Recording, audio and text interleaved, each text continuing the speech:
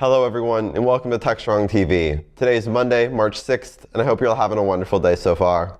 I'm your host, William Willis, and in today's show, we're going to bring you some fantastic interviews with incredible guests from around the world, so stay tuned. As always, I'm going to start off with our Techstrong News Recap, filling you in on the biggest tech headlines that are making waves.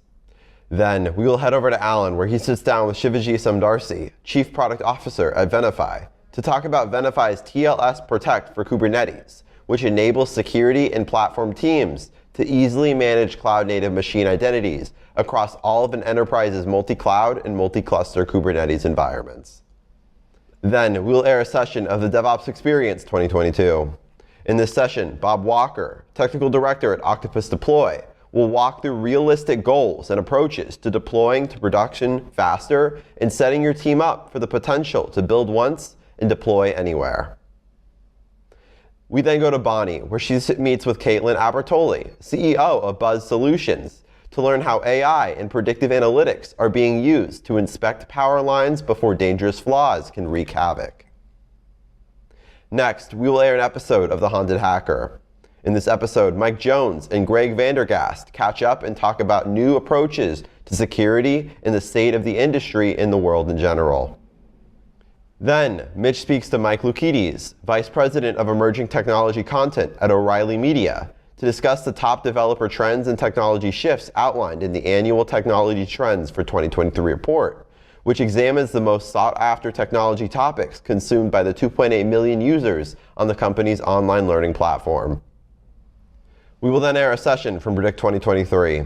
In this session, Sharon Florentine leads a panel discussion including John McKinney of BMC, Christine McHale of SPK & Associates, and Jeff Keys of Atlassian to dig into 2023 DevOps trends and to determine where DevOps is headed over the next 12 to 18 months.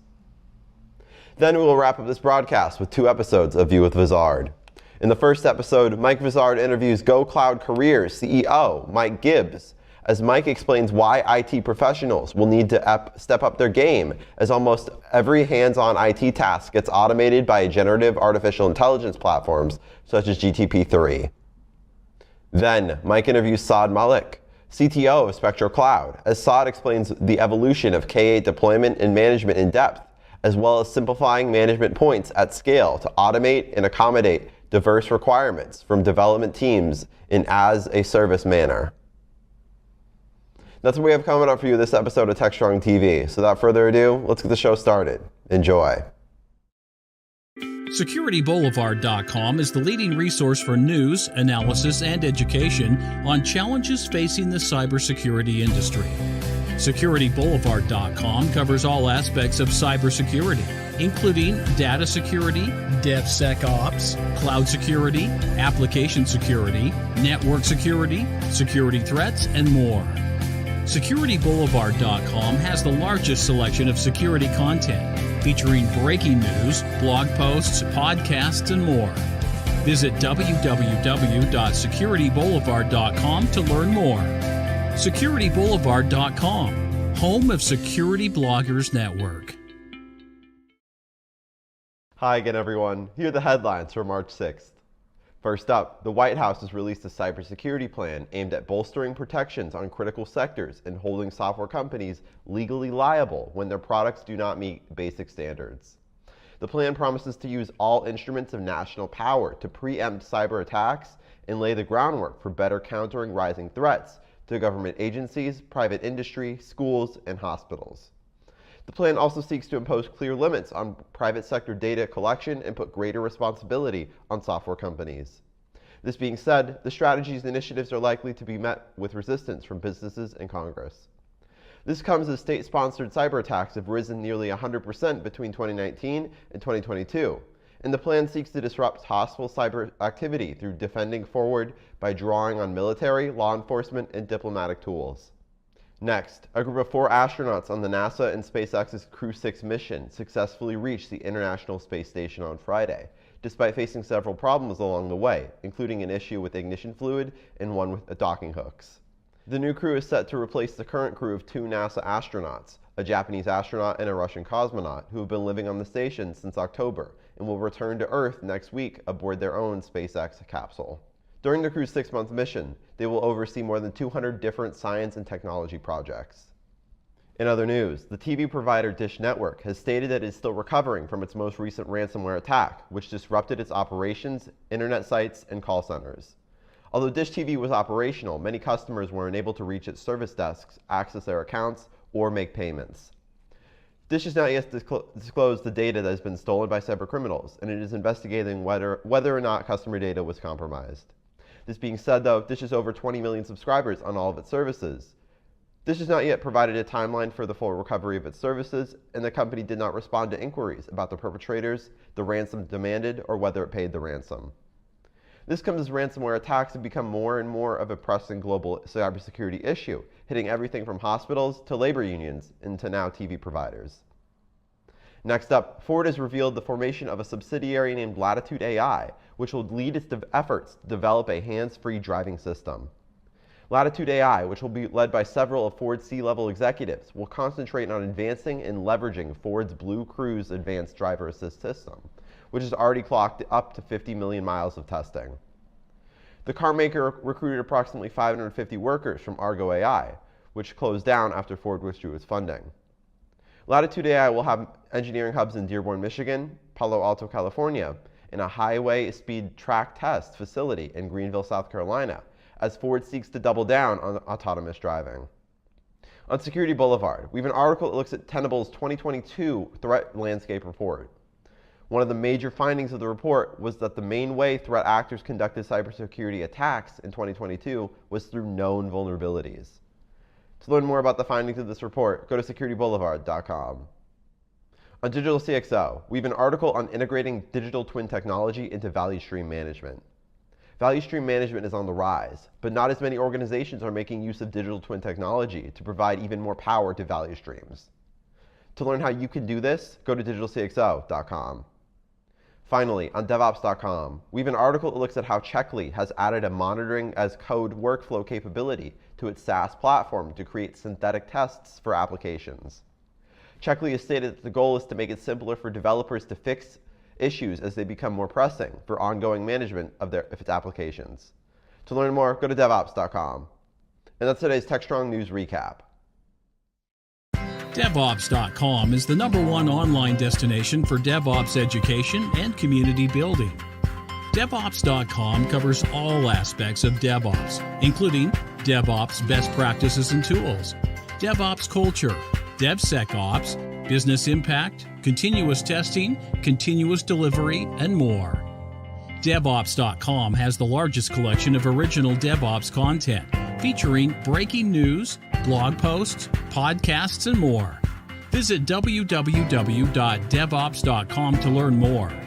DevOps.com, where the world meets DevOps. This is Techstrong TV. Hey everyone, welcome back to Techstrong TV. I am happy to have, it's the first time he's been on Techstrong TV, but in talking off camera, we realized we've known each other for, it's probably 8, maybe 10 years even, something like that, a long time. Because that's the way the security world works. It's kind of 6 degrees of separation. It's a pretty tight community. I want to introduce you to Shivamji Samdarshi, and I mispronounced it. Say it right for us. Shivaji Samdarshi. Shivaji Samdarshi. Okay. That's right. So Samdarshi and I originally met each other. Samdarshi was it VP of Engineering or COO at White Hat?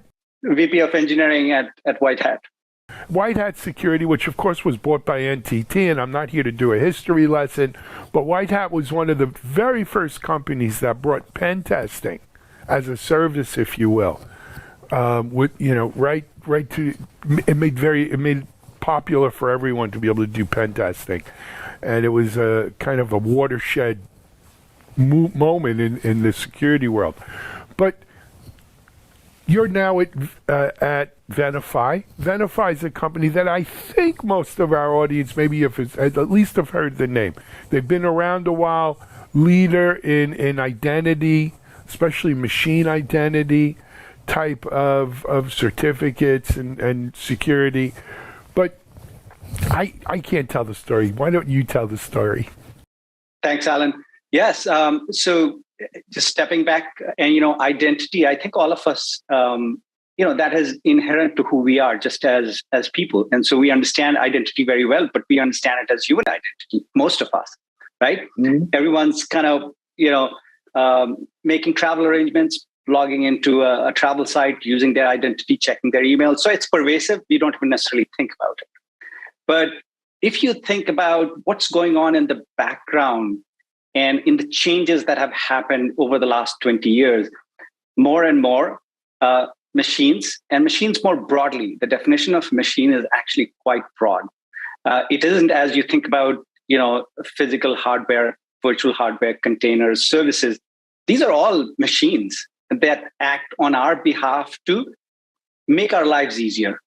Now, what we don't think about is that when these machines communicate with each other to perform tasks that we want, automate activities, how do they identify each other? So the notion of identity is inherent even to machines. It's just something that we don't see every day, so don't think about it. But for those of us who are in the business of running platforms, of making sure that the infrastructure is up and running to support modern applications, identity and machine identity is something that is key. That is just inherent to how we build and secure modern applications.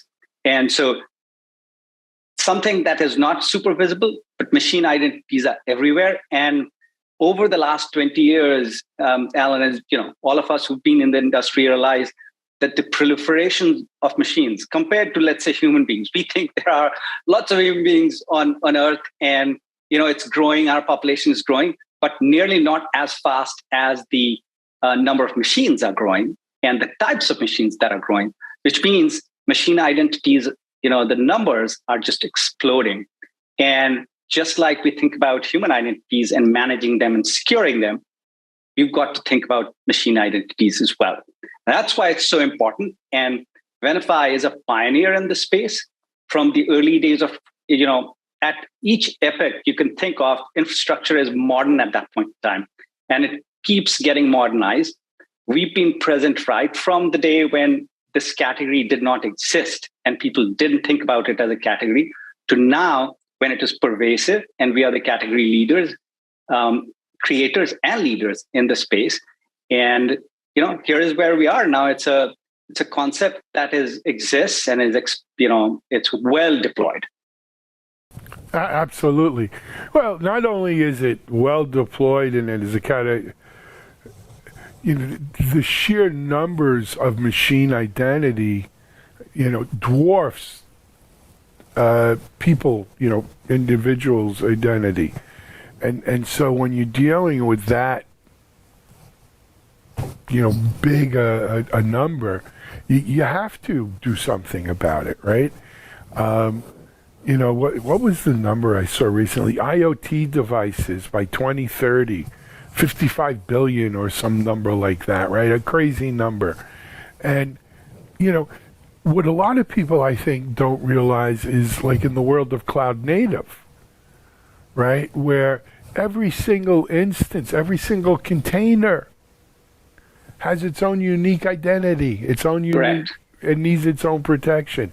So when we think about microservices architecture, and the whole cloud native way of, developing and deploying and operating software, the amount of machine identities involved there is just, it blows up rather quickly.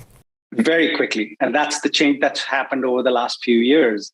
And, there are some differences that, unlike human identities, machine identity is also very ephemeral, right? In certain classes, like you're talking microservices, they come and go. Yeah. So right, the average container is about 5 seconds or something is what I remember hearing, right? Very, very small, right? Yep. And so how do you manage and what do identities mean in that world? Because it's still important that when in that world, a service is talking to another service, that that the service you're talking to is trusted. And you have to establish that in very fraction of a second. Sure. I guess that's a good segue. You guys, Venafi recently came out with a new product, a product announcement. Share if you can with our audience. Yeah, that's an exciting launch, TLS Protect for Kubernetes. Again, if you think about modern application infrastructure, perhaps a few years back, Kubernetes was kind of on the cutting edge. Now it's well accepted and deployed in all of the modern organizations. I don't think if you were to go talk to a bank or a healthcare provider, everyone has deployed Kubernetes. In fact, we have customers who are retail customers who are deploying Kubernetes even in their stores. And so think about a point of sale system that's running Kubernetes. So very widely deployed.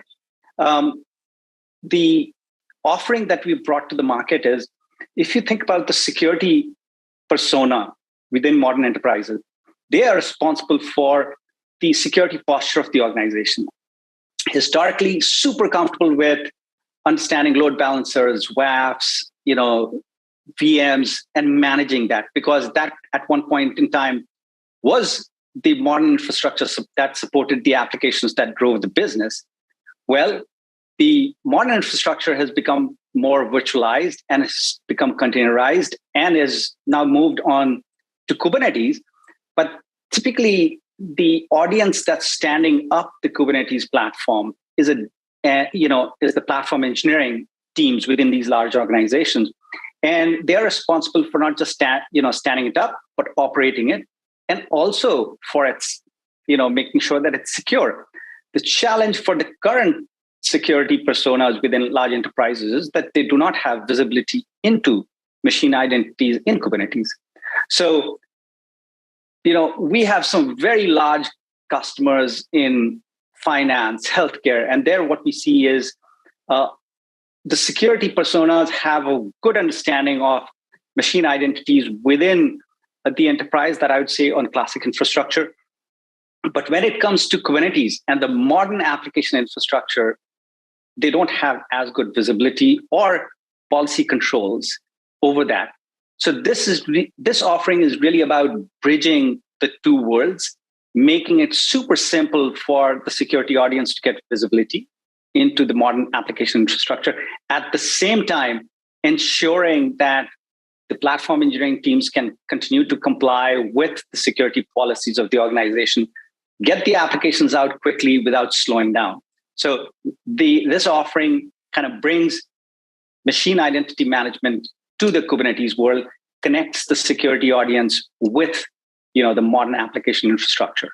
And so this is a tremendous kind of extension of capabilities that the security audience already had on their existing infrastructure, and now expanding that out. So that's what this is all about. It's also, I think, a sign of the continuing maturation of this cloud-native microservices Kubernetes infrastructure, right? That's right. Oftentimes, unfortunately, security is kind of a trailing indicator rather than a leading indicator. But the fact that, the leader in machine identity is now focusing in here and having this type of offering, I think helps legitimize that. Look, this is a big market.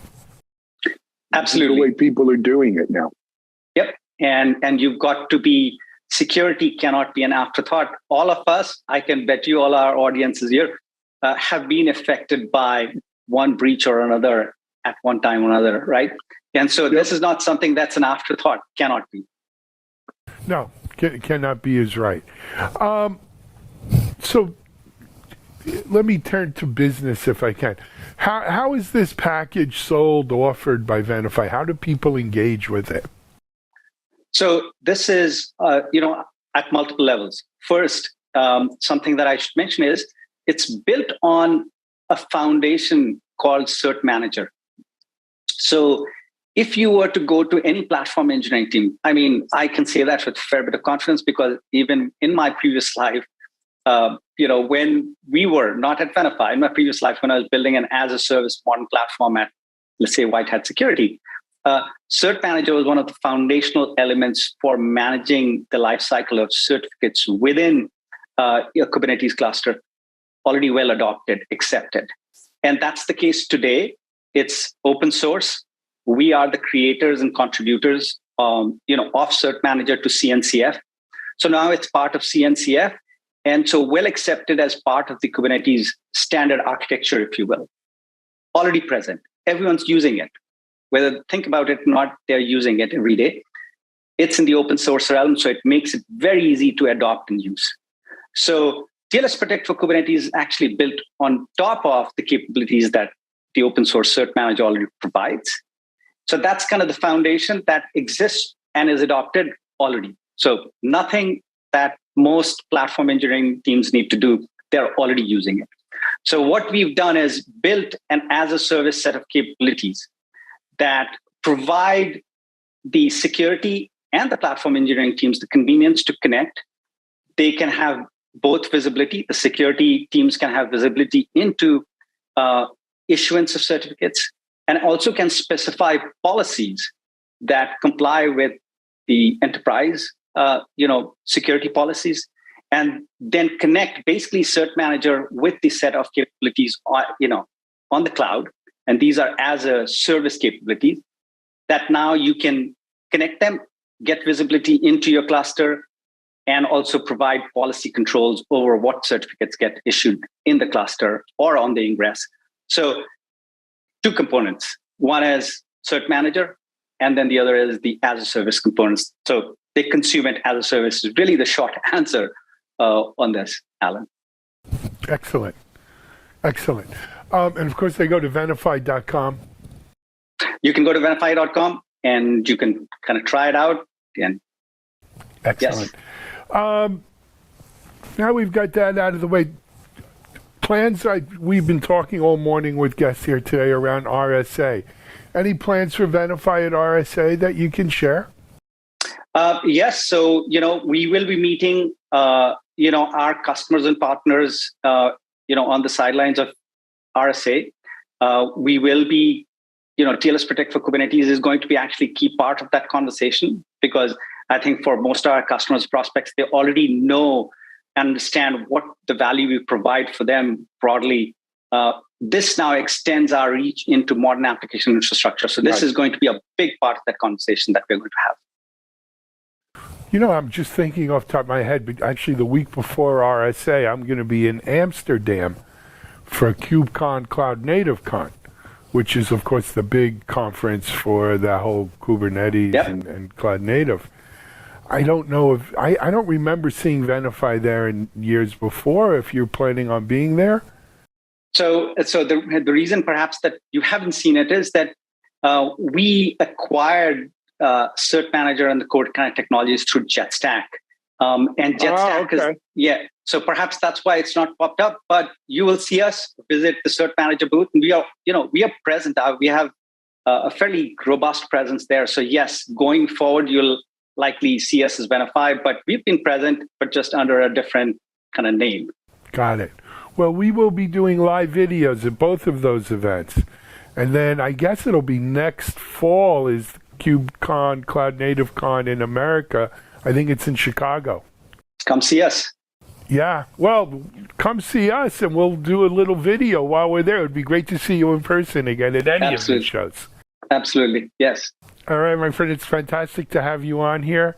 Go check out the new Cert Manager for Kubernetes TLS from Venafi. We're going to take a break on Techstrong TV, and we'll be right back.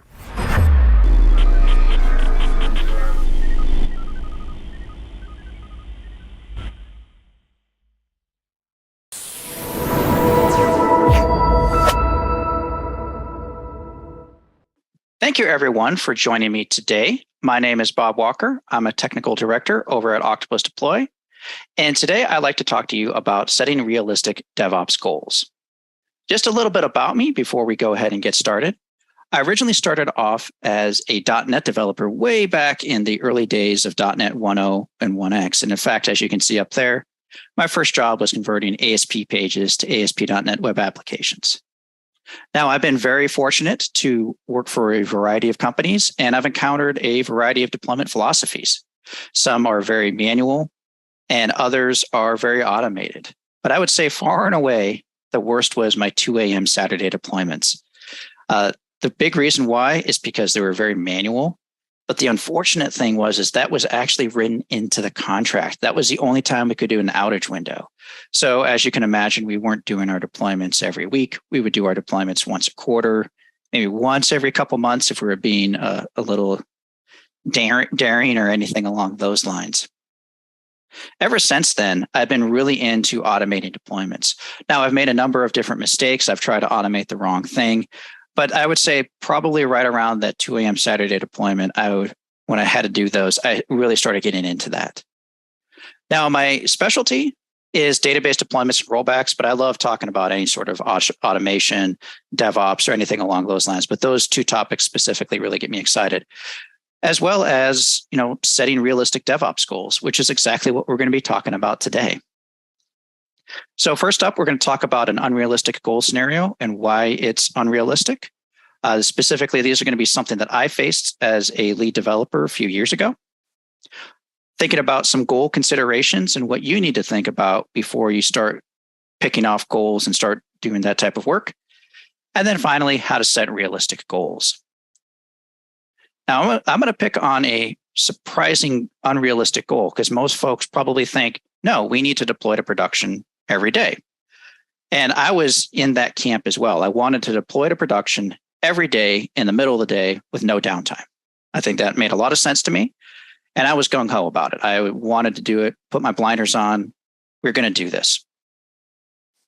Now, a little bit of application context, because I think it's really important to understand the application that I was working on. First up, it was an internally developed loan origination system used by about 2,000 to 3,000 people. Now, this loan origination system was designed to help farmers get loans. And if you're familiar with farming in the United States, it's a very expensive enterprise. So we'd often see loans ranging from $50,000 all the way up to $10 million because farming in the United States is expensive. I was working ostensibly for a bank/credit union, and we worked bankers' hours. We had retail offices that we had to worry about in the Eastern time zone, as well as in the Mountain time zone. I'm located in the Central time zone, so it was 7 a.m. to 6 p.m. was when the offices were open. So naturally, our deployment window was 7 p.m., Monday through Thursday, and on the weekends. We didn't really do Friday deployments, mostly because it was due to resource constraints, getting people to actually do them as opposed to technology constraints or anything like that. Speaking of constraints, we had a few application constraints we had to worry about. First up, as you can imagine, giving anyone $10 million, you're probably going to want to check a number of different things. So we had very complex business rules that we had to worry about. Now, on top of that, anytime we had to add new features, oftentimes that would coincide with other application updates. And that's because we were relying on about 15 backend services. And these services were something you would expect, such as, we're going to check their credit score. I know if someone has a 300 credit rating, we're probably not going to give them $10 million. But at the same time, there's other unexpected things like, do we have financials, as well as the usual stuff such as logging or authentication. Now, oftentimes, if we ever introduced any new feature, we might have to wait for an update from those other applications, those backend services. But I had just gone through a massive effort to get from 2+ hour deployments that were very manual at the time, and we were down to 15 minutes. And I thought, it's like, we're so close to 0 minutes. We're so close because we're down to 15 minutes. And we did that by going through a massive overhaul of the entire CI/CD pipeline. And areas we improved, other areas we completely rewrote the whole thing. We adopted new tooling. For example, we migrated off of Team Foundation version control onto Git, and that allowed us to introduce new branching policies, be able to create feature branches or do pull requests, as well as get automation so we can move checks to be earlier or fail faster. We also got consistency across all of our environments. which was fantastic for us because before, dev and test was very different than what we were seeing in stage and production. And now we were getting this consistency across everything. Because of that, we reduced a lot of our dumb mistakes that we were seeing. And some of those dumb mistakes were we would forget a schema update to our database or forget to update a configuration file. And by doing that, we were rebuilding trust, not only in ourselves, and we know that, yes, we can successfully deploy something and not face a whole bunch of emergency fixes the next day or over the next week, but the business also started trusting us as well. And we ended up with a really good pipeline of features and fixes. We had this steady stream. Every couple of weeks, we would do these quality of life improvements. So this would include bug fixes, maybe a few UI tweaks, small features, nothing super major, and maybe a few security enhancements. Now, every month or so, we would have a much bigger outage. And that's when we'd introduce those new features or any sort of new integration or anything that required a little bit more work. So when I say it's a 15-minute deployment, what that means is an average. Sometimes it was 5 minutes, sometimes it was 30 minutes. Sometimes it was 12 minutes, other times it was 16 minutes. Average over time was about 15 minutes.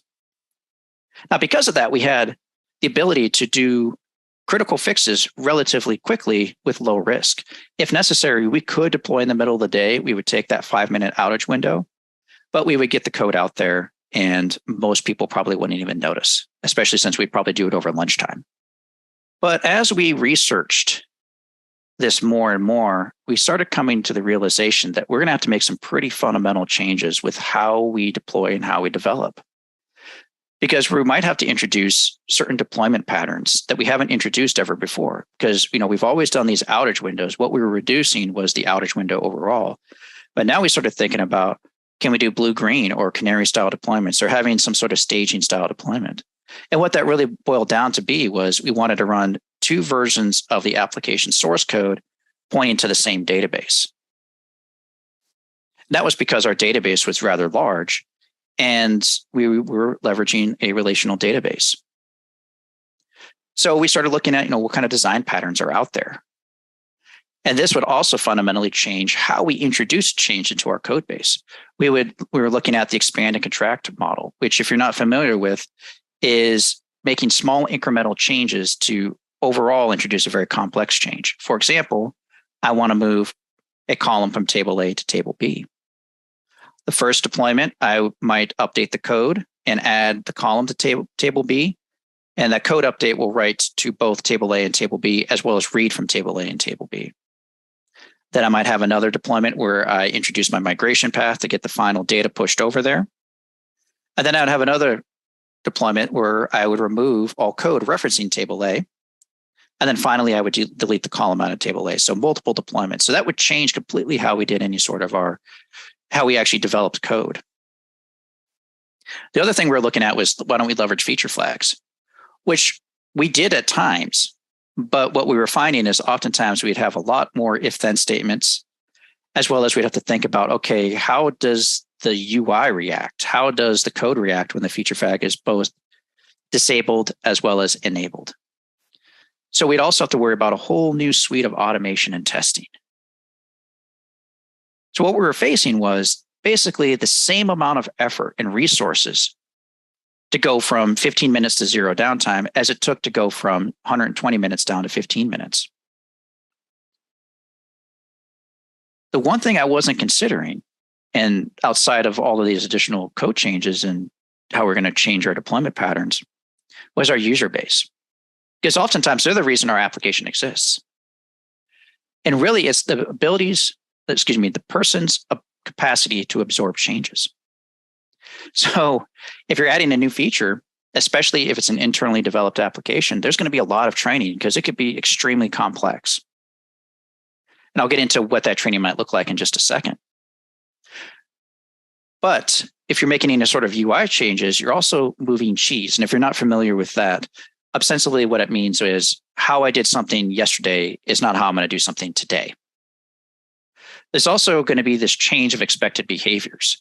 Oftentimes, if you fix bugs, sometimes some users expect that behavior, that buggy behavior, to be actually how the application should work. So users might develop workflows or expectations and go, this is how we expect it to work. Meanwhile, the other users are very vocal saying, no, this is a bug. We think this is a bug. And as developers go, yeah, absolutely, it's a bug. Let's fix it. So we solve one problem for a big group of people, but introduce a new problem to a smaller group of people. There's also training. So when I talk about training, it could be very intense. So you might have a lot of workshops with a massive amount of people. You might have to write up some guides as well as make any of the appropriate announcements. And this is everything that we had to face for this internally developed application. The other thing is to think about is that every new feature you had will have bugs. And this is an unfortunate truth of software development. No matter how much automation you include, there's always going to be some use case you didn't think about, or some edge case that you never thought would ever happen, and you will have to fix that bug. So what you end up having is this kind of healthy tension between stability and new features.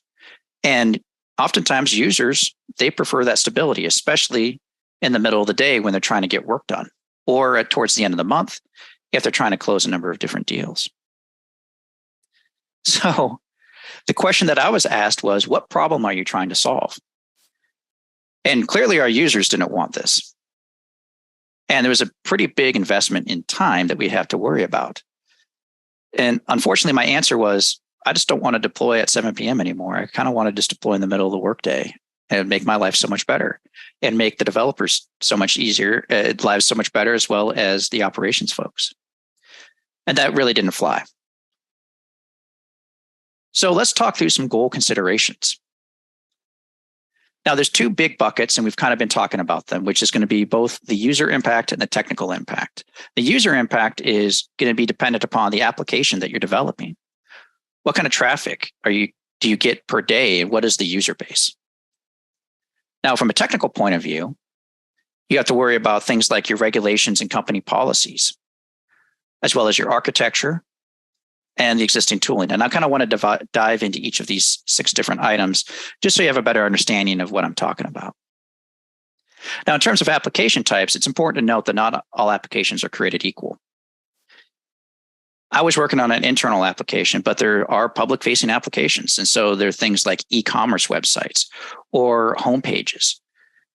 And they're very different from one another in terms of complexity and expected traffic.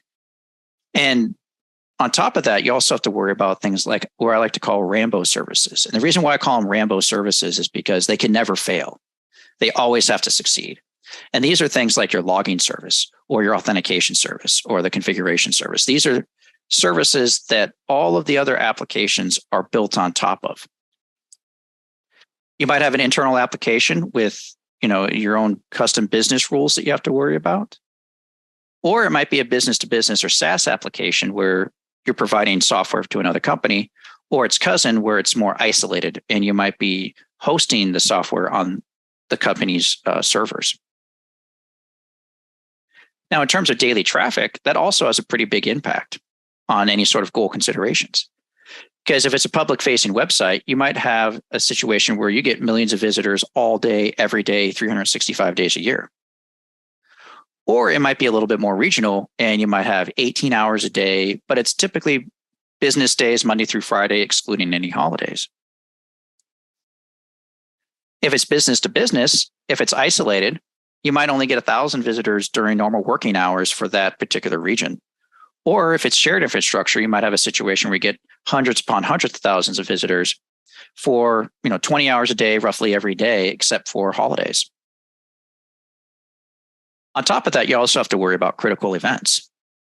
And what I mean by that, it could be a multi-day or multi-week situation where it's like the holiday season. So if you work, say, at a retail store, during the holiday season, deployments could have a material impact on the company's ability to make money. If you can't sell something, if the e-commerce website is down, that's going to be a pretty big deal. Or it could be a single day event like a Super Bowl Sunday. And if you are a company that sells pizzas or makes pizzas, you're going to want to make sure that that online ordering system is up and running, because that's a huge day in terms of profits. If you're a business-to-business provider, if you're introducing a brand new customer, you're going to want to make sure that they have a really great experience, especially if it's isolated. You're going to want to make sure there's no other deployments, you've tested it, and it's as rock solid as possible, because that's the first experience the user is ever going to face. Now, speaking of users, what you design for and who you are targeting is going to impact their expected knowledge. If something's designed for kids, there's a lot of different considerations, especially if it's more of an educational thing. So you might have to worry about, does this change per semester, per quarter? Is it per school year? What can you change? What can't you change? Because you're kind of beholden to the school year. Now, if it's designed for the general public, if you've ever had a chance to work with the general public, you're going to know that there's a wide gulf between someone who is an expert and someone who is a novice. But oftentimes you have to design for the novice because you want to make sure that everyone knows how to use your application. So it might be a case of introducing very small, subtle changes or a feature that you highlight to a number of people. If there's an internal application, there's kind of this expected knowledge that's going to be there. And you're going to be using the company's nomenclature, or there's going to be a lot of training to get a person up to speed on how an internal application works. If it's a business-to-business application, that's kind of a mix between general public and internal application, because there's a common expected use case for those business applications. So it might be a mix of complex business rules, but it needs to be designed so a variety of different user roles can use it. For example, at Octopus Deploy, we implemented Salesforce. Now, the users who use it range from our account executives who use it all day, every day to manage, it's more of a CRM system, versus say our product managers, and they're looking at kind of trends that they're noticing within Salesforce, or what are they seeing from their customers, or like what's being reported from our customer base. Now, moving on to the technical impact, you have to start thinking about regulations and company policies. So these are the things that might be even out of your control that you have no chance of changing whatsoever. Almost every industry that I've worked in, we have some sort of law and some sort of regulation that we have to think about. Generally, it boils down to these two big rules, which is the person who made the change can't approve it, or the person who made the change can't deploy it. There's going to be other rules and regulations you have to consider. Those aren't the only two ones. On top of that, you also have to worry about contracts. As I stated earlier, I could only deploy at 2 a.m. Saturday because that was written into the contract. That was the accepted outage window. Or you might have a situation where the customer must sign off on any sort of change before it goes out to their isolated infrastructure, or it goes out to their version of the code or something along those lines. Now, for company policies, you're going to have to worry about how are we going to enforce that. So you might have to work with change approval boards to ensure that the business owner signs off, or an appropriate amount of testing has been done. So test plans must be submitted. Now, how you achieve or are compliant with those regulations and company policies, that might change with your goal, and that's acceptable, but just you need to be aware of those before you start going gung-ho and start trying to change a whole bunch of things. Now, the application architecture also has a pretty big impact on whether or not the DevOps goals are realistic. And I put up there not because it's a monolith, and that's because I've worked with some monoliths that are they're very well put together, and the deployment process is actually surprisingly smooth. What I'm really referring to is what kind of coupling do you have with other dependencies? In the loan origination system that I worked on, there were certain cases where I try to make the coupling as loose as possible. So if the service wasn't up, my application didn't crash or anything along those lines. But if they added something new, I might need to know about that and be able to change my application to respond to a different response. On top of that, what kind of software or tooling is required to just run that application? What do you need to install on it? Is there a license you have to worry about? There's also those design patterns. When I say design patterns, I'm referring to things like your repository pattern, your factory pattern, your strategy pattern, command pattern, or anything along those lines. But ostensibly what it means is does your application have the ability to support automated testing? And can it incorporate additional changes when necessary? Because even though you want to make all of these changes, if you want to cut down on manual work, you need to have some sort of ability to verify that that work is successful, and manually verifying is just going to slow everything down. There's also the code and database interactions. The story I always like to use was one of the code bases I worked on, the order of columns as it came back from the database was important because people had gone in and referenced the index instead of the column name. So if you introduced a new column and you put it right in the middle of, say, the select statement, the application would actually crash. So as you can imagine, that was very brittle. The other thing to think about is what tooling is already available that you can leverage to help you accomplish those goals. So for example, source control, that seems to be the foundation upon which all of the DevOps tooling is kind of based on. If you're using something that's extremely old and unsupported, such as Visual Source Safe, a lot of the goals that you want to accomplish can't be done until you change your source control. In addition, what kind of build server is out there? Can it support a number of your goals? Does it have the ability to do that? And are you using a build server as a deployment server, or do you have a separate deployment server that can help achieve a lot of those goals? Now, on top of that, the other thing to think about is your database is the schema under source control, because having automation just in your source control, your source code, doesn't really matter if you have all this automation in one area and you have one other component that is everything is very manual, such as the database. So you have to worry about the database automation as well. So what tooling is available to you? So does it make sense to do it? Does it make sense to do those goals? I'm going to go back and I'm going to pick on the zero downtime deployments in the middle of the day.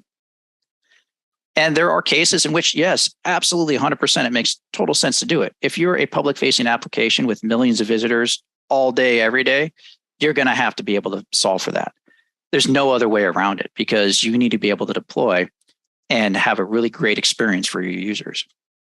If you're a business-to-business application, for example, and the only time you can deploy is on the only time there's no traffic is on the major holidays, then yes, you're going to absolutely have to worry about something like that, because having 15 possible days to do a deployment on these major holidays, no one wants to do that. It's going to be really hard to get any sort of changes out there.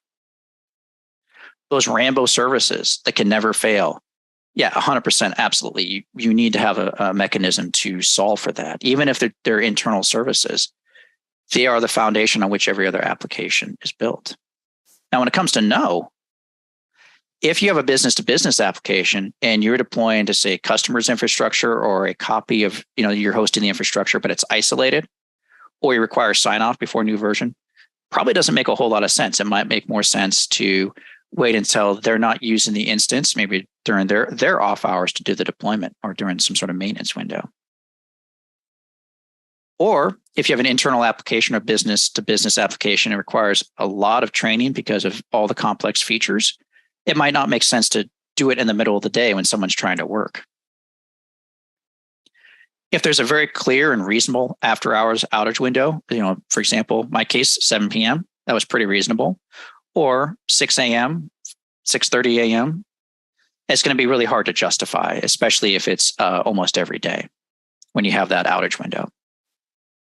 If you have internal applications deployed to isolated infrastructure, what I mean by that is if you are, say, deploying to retail locations, point of sale machines, probably don't want to deploy in the middle of the day at that retail location, because you might take down the point of sale machine and prevent the ability for for that retail location to actually make money, which would be a bad thing overall. Or if you have no automated testing capabilities, it's going to be really difficult to deploy in the middle of the day and verify everything is working before switching over. So let's talk about setting realistic goals then. So what are some of the things you need to think about? Now we have those considerations, but let's talk about how to set those realistic goals. So the first thing is ensure you have a valid business reason. And that was the thing that I failed at, which I didn't really have a really great business reason as to why I wanted to do middle of the day deployments, other than I wanted to make some people's lives just a little bit easier. The other thing is, if you're not 100% sure, discuss it with others. Talk it over with your users and customers. Make sure that what kind of impact does your solution have on them? Will it have a big impact? If you're unsure, you can also maybe talk to the support or your customer-facing staff to get more input, but also discuss it internally to determine even if it is feasible or realistic, or we have the capacity to handle something like that. On top of that, determine your priorities.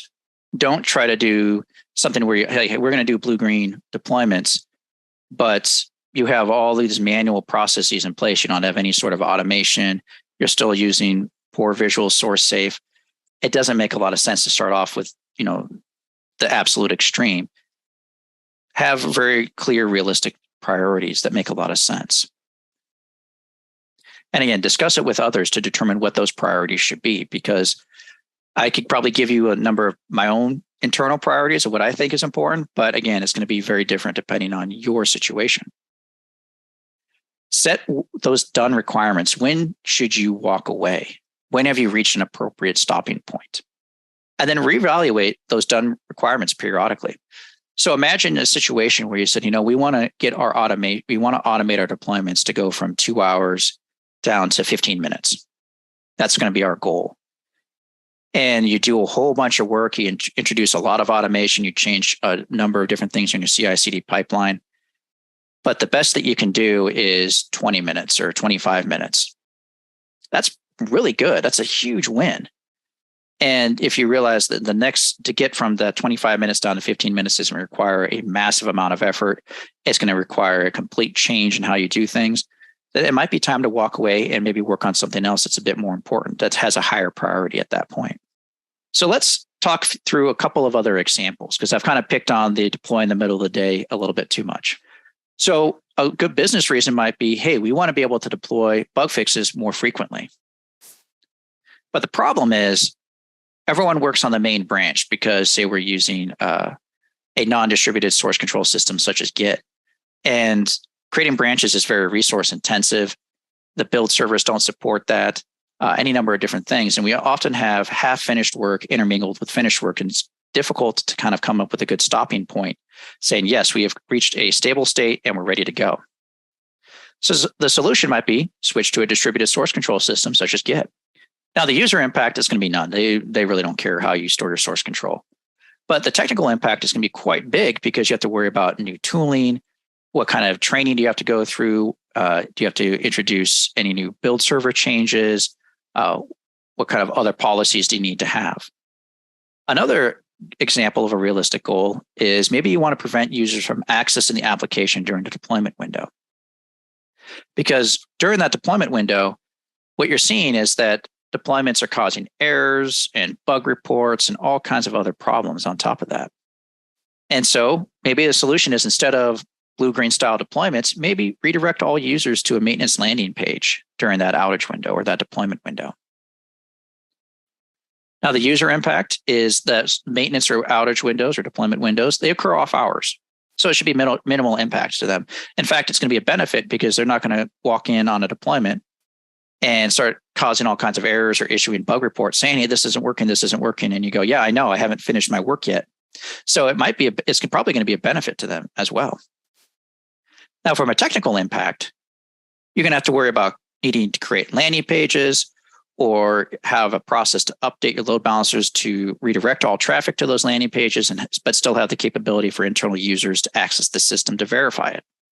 But it is still a very realistic goal with a minimal amount of user impact and technical impact, but it has a big benefit to them. So that is it for today. Thank you very much for watching. Have a great rest of your day.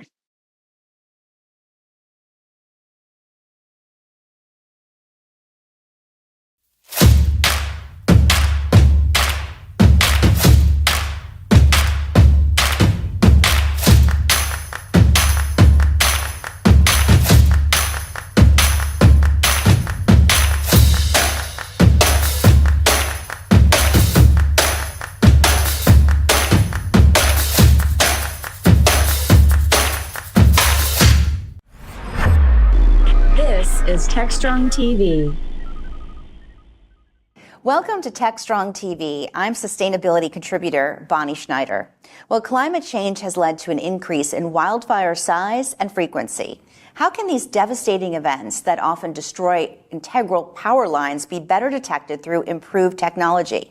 Well, Buzz Solutions, a Stanford, California-based startup's AI solution to help utilities detect and repair power line and grid faults quickly before wildfires can start, may be the solution. Their platform utilizes AI and machine vision technology to analyze millions of images of power lines and towers from drones, helicopters, and aircraft. This system can help detect dangerous faults and flaws, as well as overgrown vegetation. And of course, in the grid, the infrastructure. This will help utilities identify and repair problem areas in advance of a disaster. Joining me now is Caitlin Albertoli, the CEO of Buzz Solutions. Caitlin, thanks so much for joining us. Thanks so much for having me today. Excited to be here to share more. Great. Well, I'd love to dive right into the conversation and learn more about how you're using AI and predictive analytics in this important mission, really, to get people more aware of the wildfires before they start and take those precautions to prevent the damage. Yes, absolutely. So at Buzz Solutions, just a bit about our story. We launched in 2017, which at that time was before some of these major wildfires that have rocked California had even occurred. But our solution, we take all of the data that's collected from drones, helicopters, fixed-wing aircrafts that are part of these mandated inspections of power lines, and we provide a much faster way to analyze that data so that utility linemen, field technicians, and workers can have the answers they need much faster so that they can conduct the important maintenance before a wildfire starts or before a power outage can occur. That is, my background is as a meteorologist, and I just think that is such a brilliant solution to get ahead of it because these fires are becoming more frequent due to climate change. They're affecting more areas and spreading faster than ever. Of course, you know that you're in California. Did you have a personal connection to this, being there and experiencing this rapid growth that we've seen of wildfires? Yes, absolutely. I mean, I grew up in Southern California, and as I was growing up in Southern California, I had several friends throughout my childhood who were evacuated due to wildfires. It was incredibly devastating to see the loss that wildfires have continued to cause throughout the state. But then even during my time at Stanford, we were rocked with several unfortunate wildfires as well. And they were sparked by a variety of different issues, including some of them being from grid sparked wildfires. And it was devastating. I mean, one instance in particular, the skies lit up entirely orange and you couldn't even be outside or see outside due to how bad the smoke was with the visibility. So as we see the climatic effects continue to have an even greater impact on the weather we're having in California, wildfire season isn't just in those late summer and early fall months like it once used to be. We're seeing wildfires that are happening,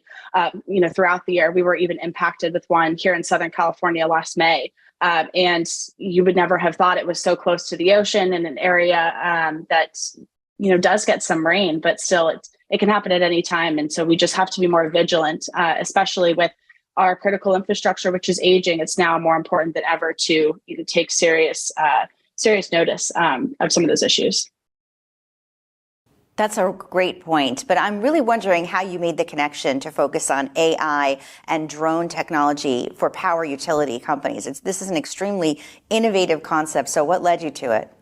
Absolutely. So at that time, when we launched Buzz, we actually interviewed 35 different major power utilities across North America, and they all had the exact same story that the grid was aging. They were mandated to do many of these more frequent inspections. And as a part of those inspections, they were collecting massive amounts of data. So they were going from collecting hundreds of images.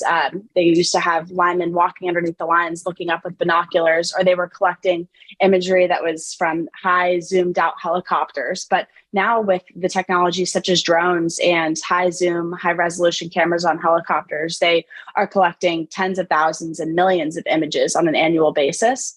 But as they're collecting all of this data, the means of analyzing that data was still entirely manual. Meaning they had people looking through every single image, seeing any sort of anomaly that was happening in the image. And that was causing a massive time lag. So with some of the utilities we were speaking with, it was a 4, 6, 8 month time lag from the time an image was collected before they had the images fully analyzed, and a prioritized path to maintenance. Of course, in that time, the data becomes outdated, it's no longer actionable, and they have to send out a field crew to go re-inspect that particular pole or tower to see how severe that issue is. Of course, lending to a even greater risk of an outage, some sort of failure, or in extreme cases, a wildfire. And so we said, what if we can plug in and really just focus on that key issue to help them streamline that process of analyzing the data, and then give them a prioritized path to maintenance. We identify hotspot areas which pose the most risk on the grid, and then we can also direct the right teams to the right place at the right time to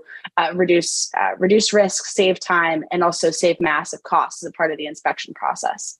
Can you walk us through the process of how it works? Our audience are a lot of people that work in the tech industry, and they might be interested in how the AI and the predictive analytics actually worked with predicting when you're inspecting these power lines. Maybe just get into the technical process of it. Absolutely. So we built these proprietary machine learning computer vision algorithms, which allow us to analyze all of the visual data. So as I was mentioning, we're primarily working with visual imagery. And so we trained our algorithms across a variety of different types of data collection with various different backgrounds, geographies of the images, and also various angles as well of how the data was collected. And we also had to spend a tremendous amount of time collecting a lot of faulty data. So data that had the issues existing within the image. And some of these component failures don't happen with high frequency. So it was pretty difficult for us to actually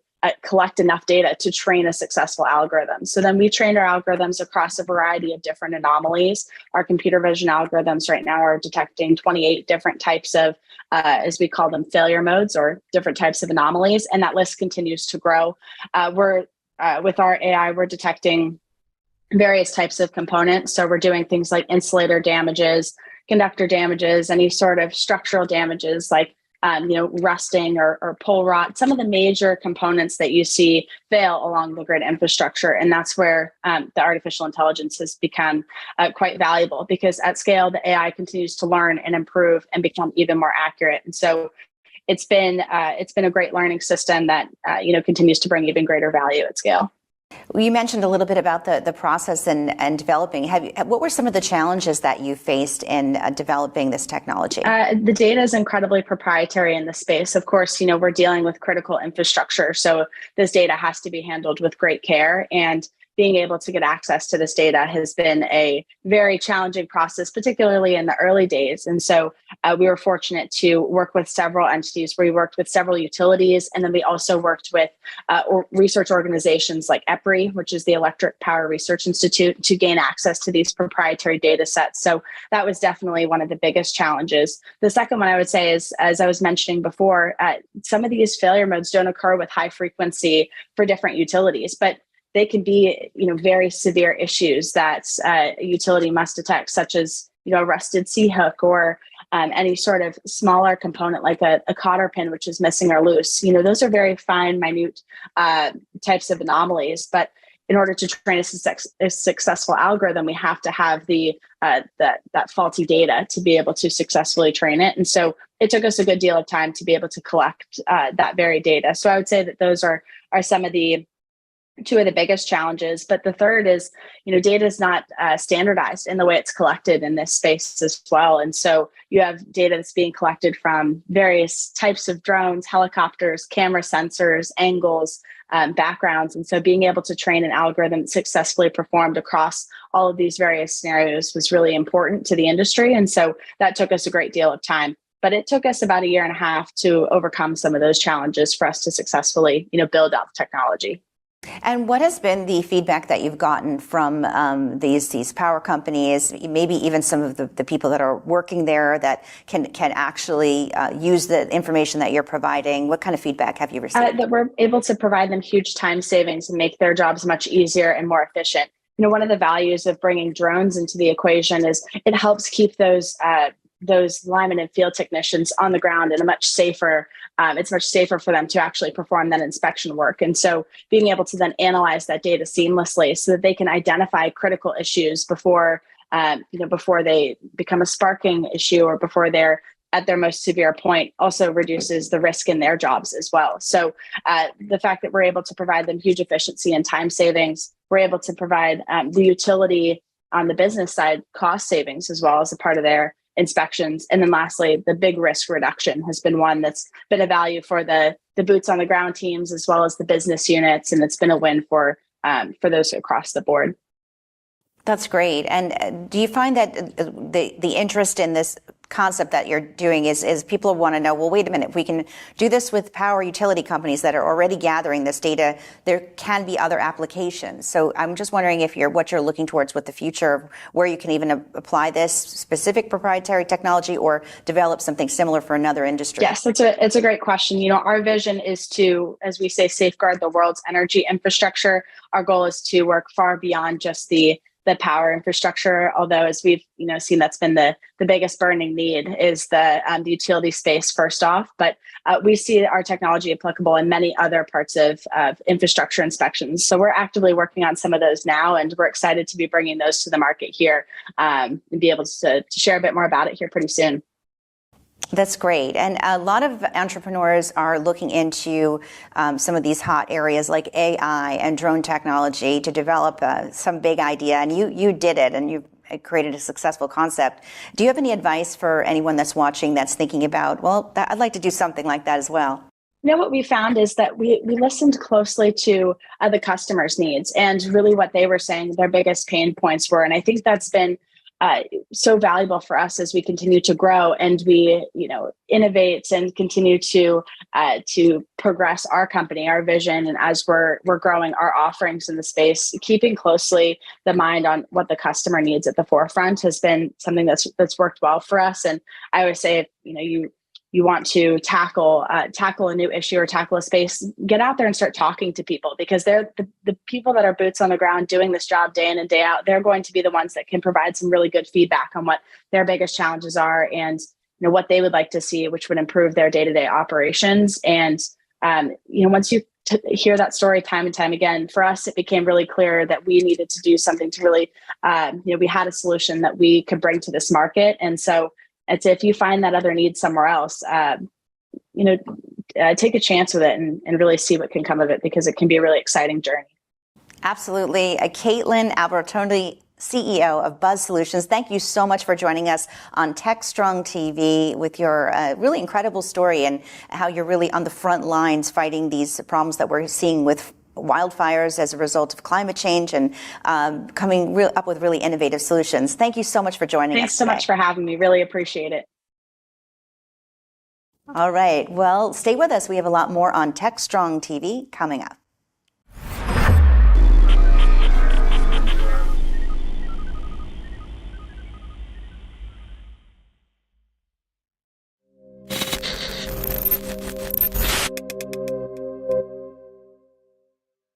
Welcome to another episode of the Haunted Hacker Podcast. Don't have a whole lot of news for today and this week, but look for some speaking engagements coming up in the near future and maybe a conference or two in the U.S. Today we have my good friend, Greg Vandergast, one of my good friends from the U.K. We met at Sapphire's conference in 2021, I believe. I think it was pre-COVID. Yeah, way pre-COVID, actually. 2019, I think. Yeah, I think so. Yeah, it was pre-COVID. That's why we look so old, because we are. I know, right? But yeah, Sapphire brought us together, and we've had a lot of history. Both spoke at the Future of Cybersecurity in London and a ton of other conferences. So, Greg, what's been going on since the last time we talked? The world is. We can swear on this podcast, yeah. 100%, yeah. The world is fucked. That's basically what's up. Don't know. We've done one of these since during COVID, haven't we? I'm hopeful we're coming out of it. I don't know. Yeah, it's not looking that way. Yeah, it's like start masking again. Why? Yeah. Yeah, we have a new strain here that's actually immune system divergent. Like it avoids the immune system and being detected. So it's not as deadly, but it's highly contagious. It's like spreading. Yeah, that's the other thing. It's like everyone's like, because that's how viruses work. Very, very cyber-related podcast so far, right? Like the more virulent it is, the less deadly it is. That's how they evolve, because they have more hosts, but they're less harmful. But it used to be like, oh, deaths, so many deaths. And when the deaths dropped to like single digits here in the UK, it's like, oh, cases sound scarier. Hundreds of thousands of cases. Like, yeah, but you're telling me like 1 in every 5 people I see has COVID, but like, we're all fine. Like, if you hadn't told me on the news 24/7, I wouldn't even know something was going on.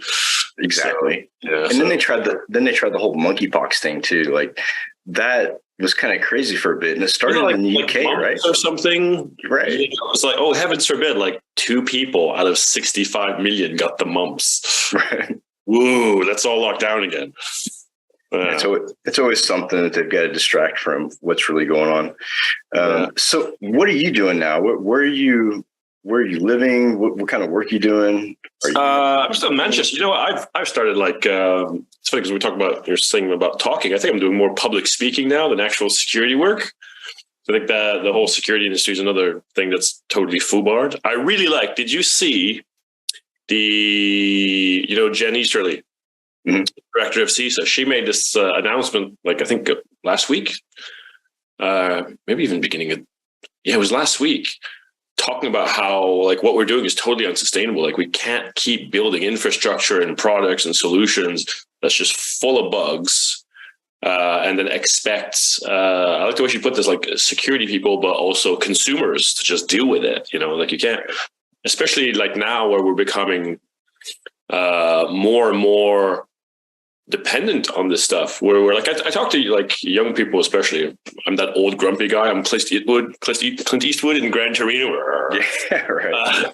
Young people are, and they're like, oh, convenience and tech and this and that. It's like, yeah, but there's some really big downsides. Like, oh, I don't care. It gives me all the convenience. It's like, yeah, but it's like anyone can compromise anything about you now and control all these things about you. And someone's performing a remote surgery and I got to take over the robot and just stab you with the scalpel. I don't know what's going on. The electric cars, self-driving cars, more to the point.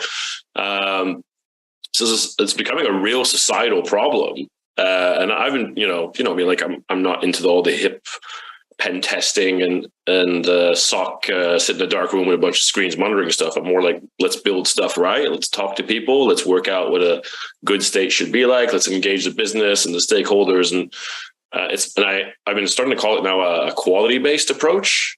Like, just improve the quality of everything, like of your culture, but your processes, your infrastructure. Do that, and you won't have all these issues. I was just reading, like, a vendor sent me something about AI solutions so that you can find out, you can automate dealing with attackers who've found your vulnerabilities. It's like, and deflect their attacks. I'm like, well, why don't you just fix your vulnerabilities? That sounds like a genie in a bottle. It sounds like a genie in a bottle too. I want to find this genie and not deal with that. And it's weird how foreign a concept this is, just not have the vulnerabilities in the first place. Well, here's a hacker reference. Like, so I remember, when I got my start with the Millworm, I remember like getting on IRC on, what was it, like FNet and Undernet. And you get into this hacking channel and immediately, like, there's a lot of kind of banter, but everyone's trying to like out elite each other and is very competitive. Which is Twitter now. Yeah.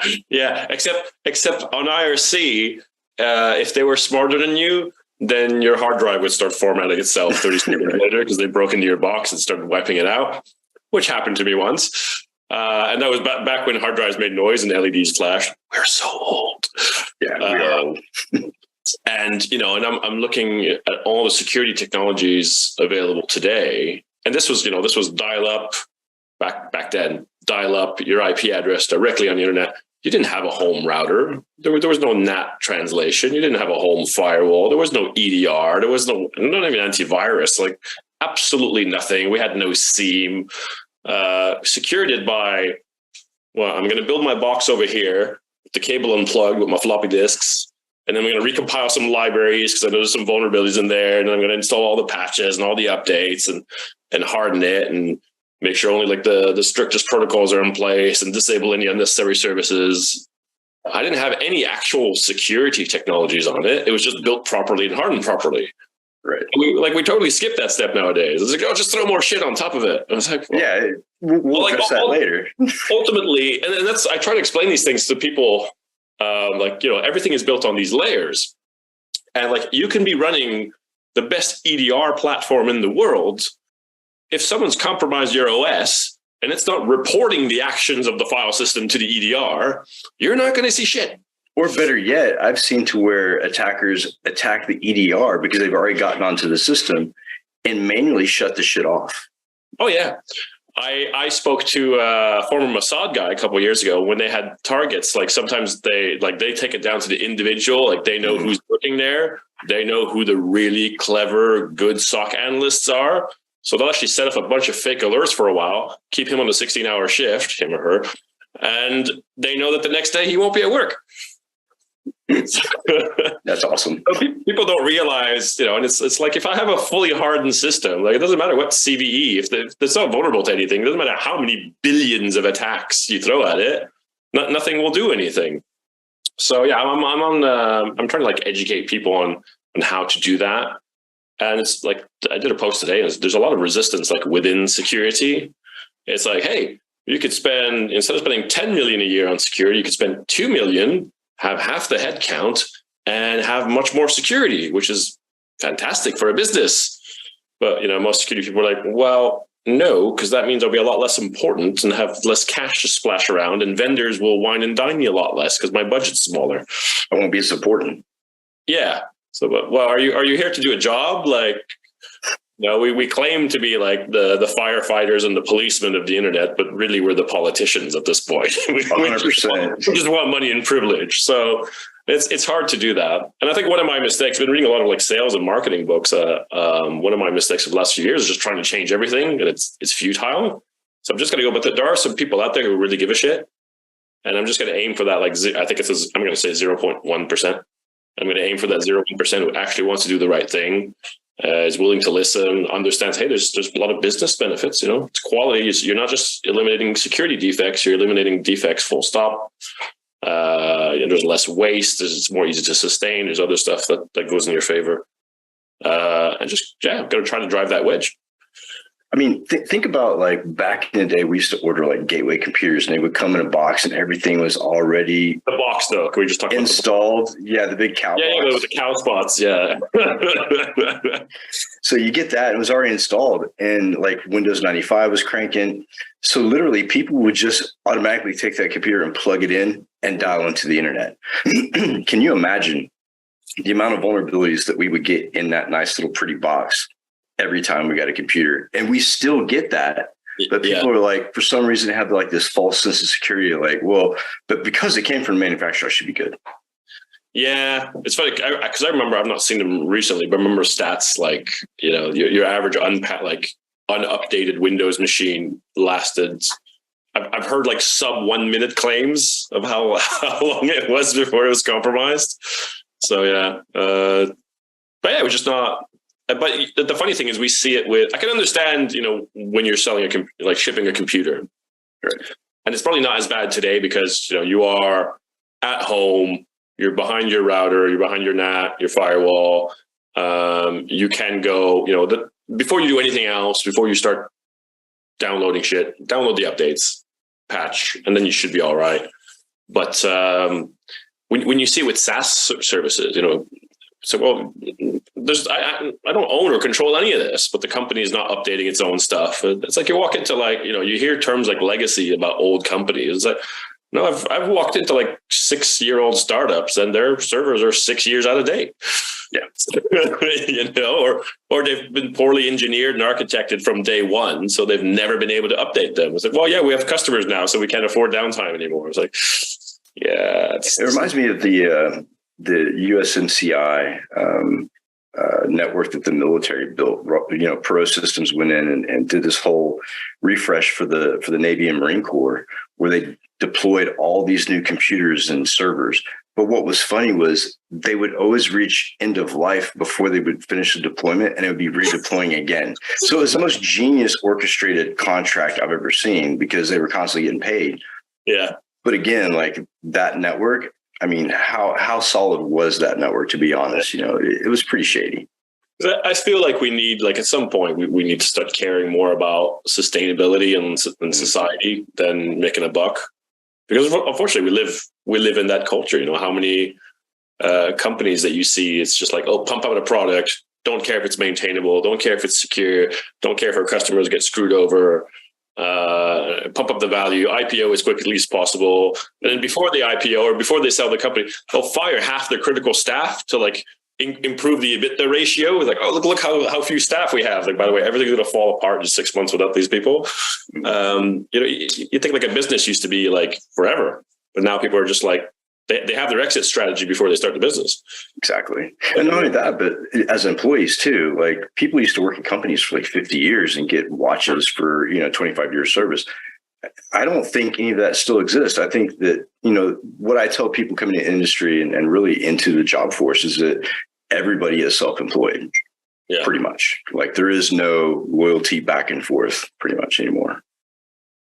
And I think with security, like back in the day, you're talking about mergers and acquisitions and how they would just like, pump and dump and then, get rid of half the staff. I think that's still true today. I think that, people are just looking for that quick instant gratification, and it's destroying the industry pretty much from the inside out. I think it's a cultural thing. It's not even just the security industry. You see it in all kinds of business, but also in, security, ironically, like in terms of just getting some venture capital money and blowing it on a big IPO and having the whole company like collapse like a fucking, what is it, a flan? Or souffle or whatever.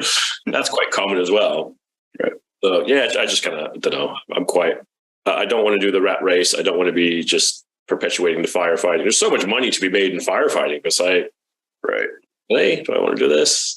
You get numb to it after a while, I think. I think after you've been in that firefight for so long, like it all sounds the same. And just looking at people's networks and the way they get compromised gets frustrating after a while because we're still making the same fucking mistakes we made 15 years ago. Like there's not been much change when it comes to the way people look at security at all. Yeah, the whole, we get new technologies and stuff, but this whole like rapidly changing, threat. So, well, no, they're still exploiting you because you've got, supply chain risk of bad libraries, or you haven't updated the system, or you haven't architected this properly, or you never hardened this. And it's like, oh, but ransomware is new-ish. It's like, well, it's just a way of monetizing an attack. Because people are still, the mechanics of how an attack works is still the same.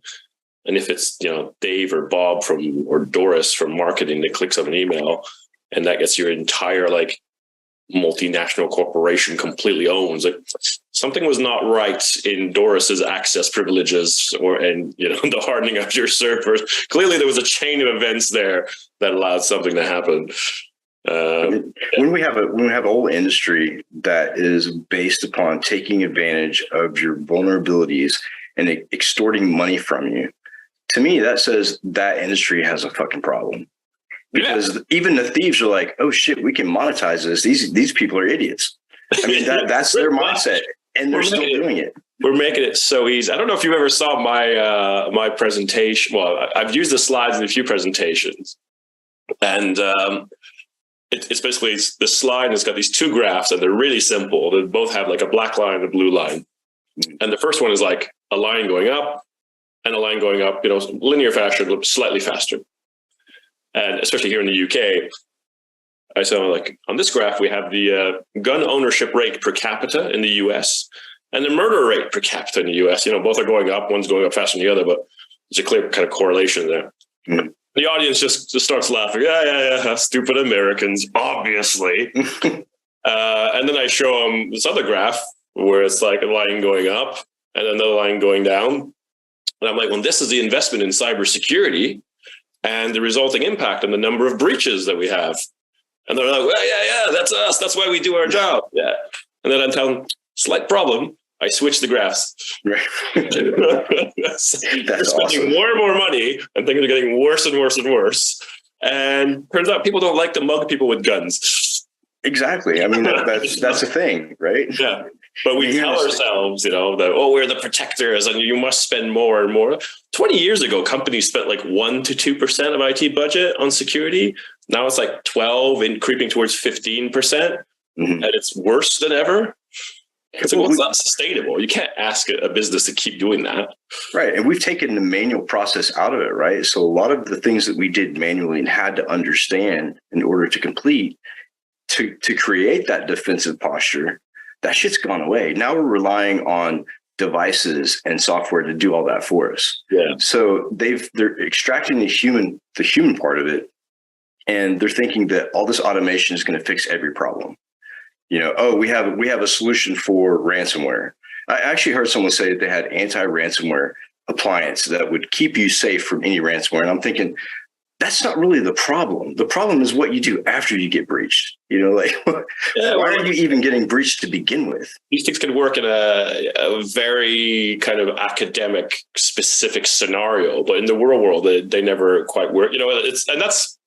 I once said, security isn't a knowledge game, it's a thinking game. And if you've not thought about any particular problem, then whatever knowledge you have is probably the wrong knowledge.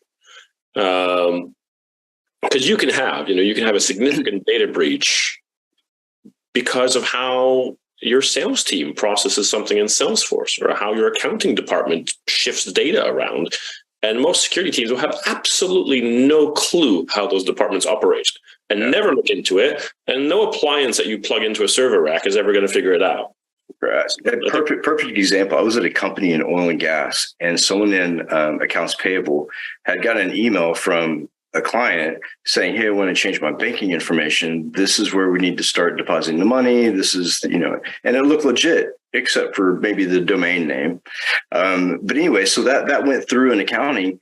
And later on, we realized after, we found the issue, that not only did that get compromised, but also her email. They had gone into her email and did a auto forward any email coming to or from that box to a third party address that just happened to be in China and was running a crypto domain.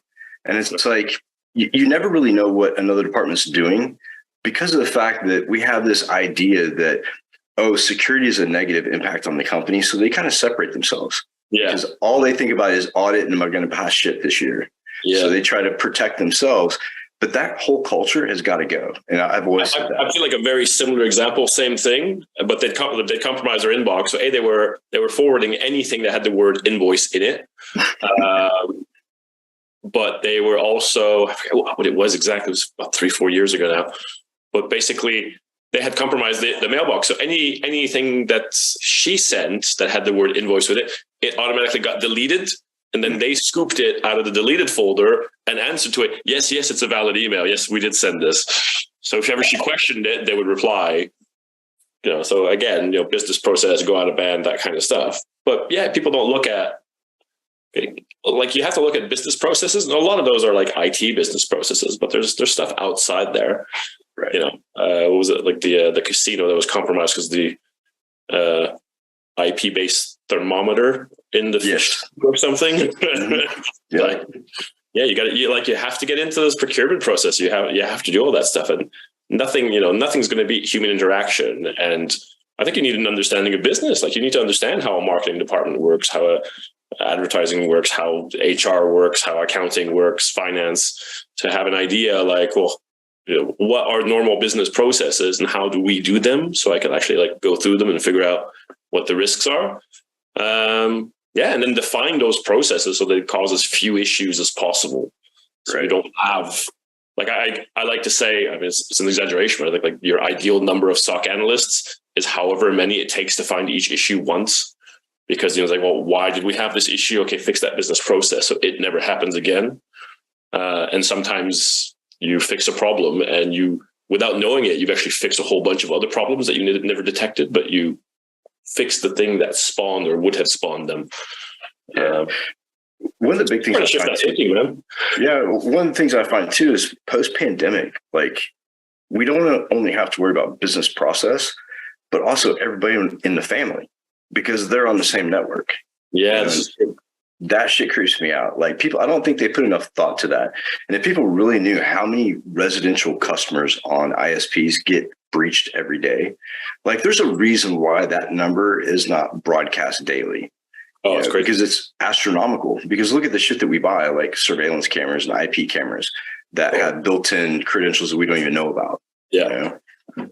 So I think, that approach, that basic foundational approach that what you're talking about is going back to the basics. Yeah, I think that. Do you have an iPhone? Do you have an iPhone? No. I love the credential one. So I have an iPhone. I'm like an all Apple Mac guy, whatever.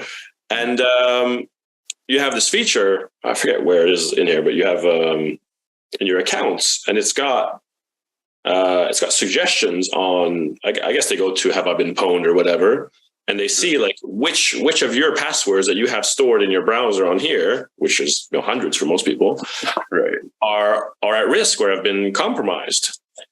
And I looked at this one point. At one point, I had like 127 of my passwords had been compromised from all these different various sites. Right. And I exclusively use the generate a password, which is 6 alphanumerical characters, a dash, another 6, another dash, and another 6. And they've all been broken in all these sites, some of which are fairly big companies that have never disclosed a breach. And yet my account on there, that password is somewhere on a have I been pwned site. So they've clearly been breached. And there's so many of them. And it's so rampant, and they don't even disclose it. They don't even bother. I wonder if I've got one of those like online only banks, and I had like a 6-month period where like they just randomly sent me a new car like 4 times with no other instructions. I was like, have they just been hacked and don't want to tell people, and they're just sending out new cards? I'm quite suspicious. Or your account's been hacked and they've ordered new cards but forgot to change the address in the account. Yeah, well, I've seen that happen before. They forgot 4 times, so they're very stupid. But criminals aren't very smart sometimes. Yeah. Well, they're smarter than most of us. That's the scary part. So what talks do you have coming up? It's actually pretty slow right now. I just got my first one of the year at the. I've not actually looked at what it is. I think it's for a private company. They just kind of want the fun stories about how the FBI taped a microphone to my testicles, and which is a great warm up. It really gets the ladies on side because it's like if you think that it's awkward, but it's not as awkward having to remove the tape. So ladies, you've got all my sympathy. I don't know how they do it. I've got an interesting one actually. It's for a cyber insurance conference. So it's going to be all like insurance companies. And I've done some portfolio work for a law firm representing insurance companies that didn't want to pay out. And they're like, can you find us some negligence in these companies that have been breached so they don't have to pay out? I did 4 of these engagements. This was pre-COVID. It never took me more than 3 hours. It's like you have no idea what assets you have. Your patching process is non-existent. Where are your backups? I mean, and it's like, well, we're ISO certified. It's like, how?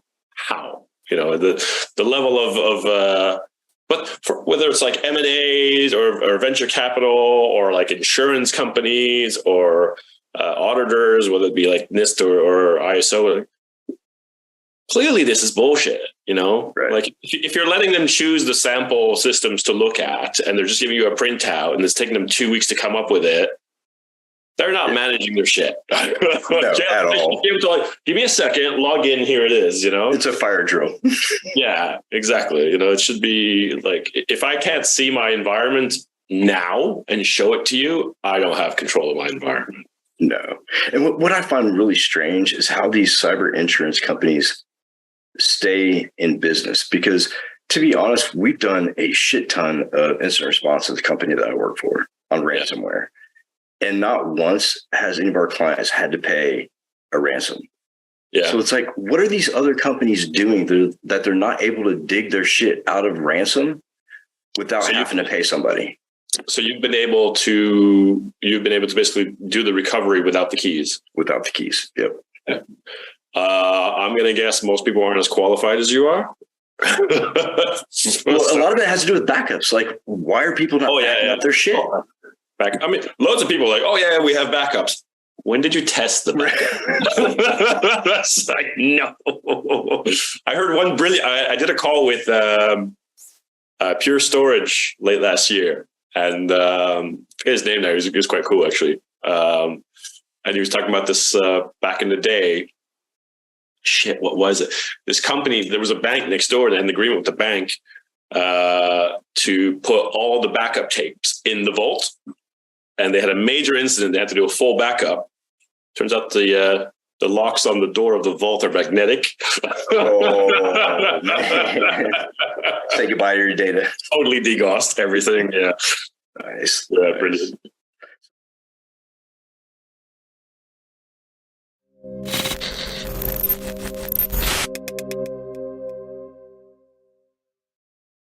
ContainerJournal.com is the leading online destination for centralized computing-related content. ContainerJournal.com covers all aspects of software containers, from container management, data management for containers, container security, networking for containers, to the entire container ecosystem, Kubernetes, microservices, serverless, and more. ContainerJournal.com has the largest selection of container-related news, featuring breaking news, blog posts, podcasts, and more. Visit www.containerjournal.com to learn more. This is Techstrong TV. Hey, everybody. I'm very pleased that I'm being joined today by Mike Lukides, who is VP of Emerging Technology Content with O'Reilly Media. Welcome, Mike. Thanks. Good to have you here. I want to get to this report that you all just recently issued about what your readers are interested in. But before we do that, tell us a little bit about yourself and what your role is at O'Reilly. Okay, I've been at O'Reilly for a long time, since 1990, actually. Tim says I was the first editor, which I actually disagree with, but we can fight out. But my current role is that I watch out for new technologies that we need to be that we need to be covering. I tend to wrangle the people who are on the acquisitions and editorial staff to find the right people to write about them or teach about them, and we go from there. A lot of what I do is writing reports. Is writing reports like this. So I'm sort of like, there's a few of us at O'Reilly that are sort of the think tank, and I suppose I'm part of that. Sounds like a fun job. Fantastic. Well, not longevity with O'Reilly. I mean, gosh, I've read O'Reilly books maybe nearly that long, but that's awesome. It has been fun, and that's a lot of why I'm still here. And also I've been working at home the entire time. So it's sort of funny when the pandemic came and people asked, "What's it like to work at home?" It's like, Same. Yeah. It's been before the pandemic, right? If you want to go back to 1991, there is actually an article in some Connecticut business journal about this weird guy who works at home. Yeah, bro, that's a little tough back without the internet in those days. But anyway, so let's get to your report. As part of the kind of research you do about your community, learning community, you just issued, my understanding is, an annual technology trends for 2023 report, kind of looking at the 2.8 million users of the company's online learning platform. And love to hear sort of what the trends are for 2023. What's maybe what you're surprised to see, maybe what you expected to see. Well, the big surprise is something that didn't really even make it into the report. I'm pretty sure that I added a brief mention at the end. Actually, I'm sure I added a brief mention at the end, but ChatGPT came onto the scene when we were when I was in the process of writing it. One of the things that I say in the introduction is the report is based almost entirely on the actual use of media that we have on our platform. And if there's no media, people can't view it. Mm-hmm. So ChatGPT gets like a 0 because it came up so quickly that there wasn't time to develop any content for people to see. But obviously that's been a huge change. That's a problem on the platform that we're trying, we're working very hard at fixing the content gap there, obviously, as is everyone else. And we're really interested in seeing where that goes. I mean, obvious big change is that if you remember back to the beginning of last year, people were actually talking about, is there going to be another AI winter? AI seems sort of stale. And all of a sudden, I'm reading, every day about new startups that are doing work on large language models, new startups that are working on top of ChatGPT, and, OpenAI just announced their public APIs within the last couple of days. Microsoft and Meta have both announced really interesting looking new large language models. So all of a sudden, this field that was saying, "Oh, I don't know, maybe we're going to run out of money and there's going to be another winter," is like, the only show in town.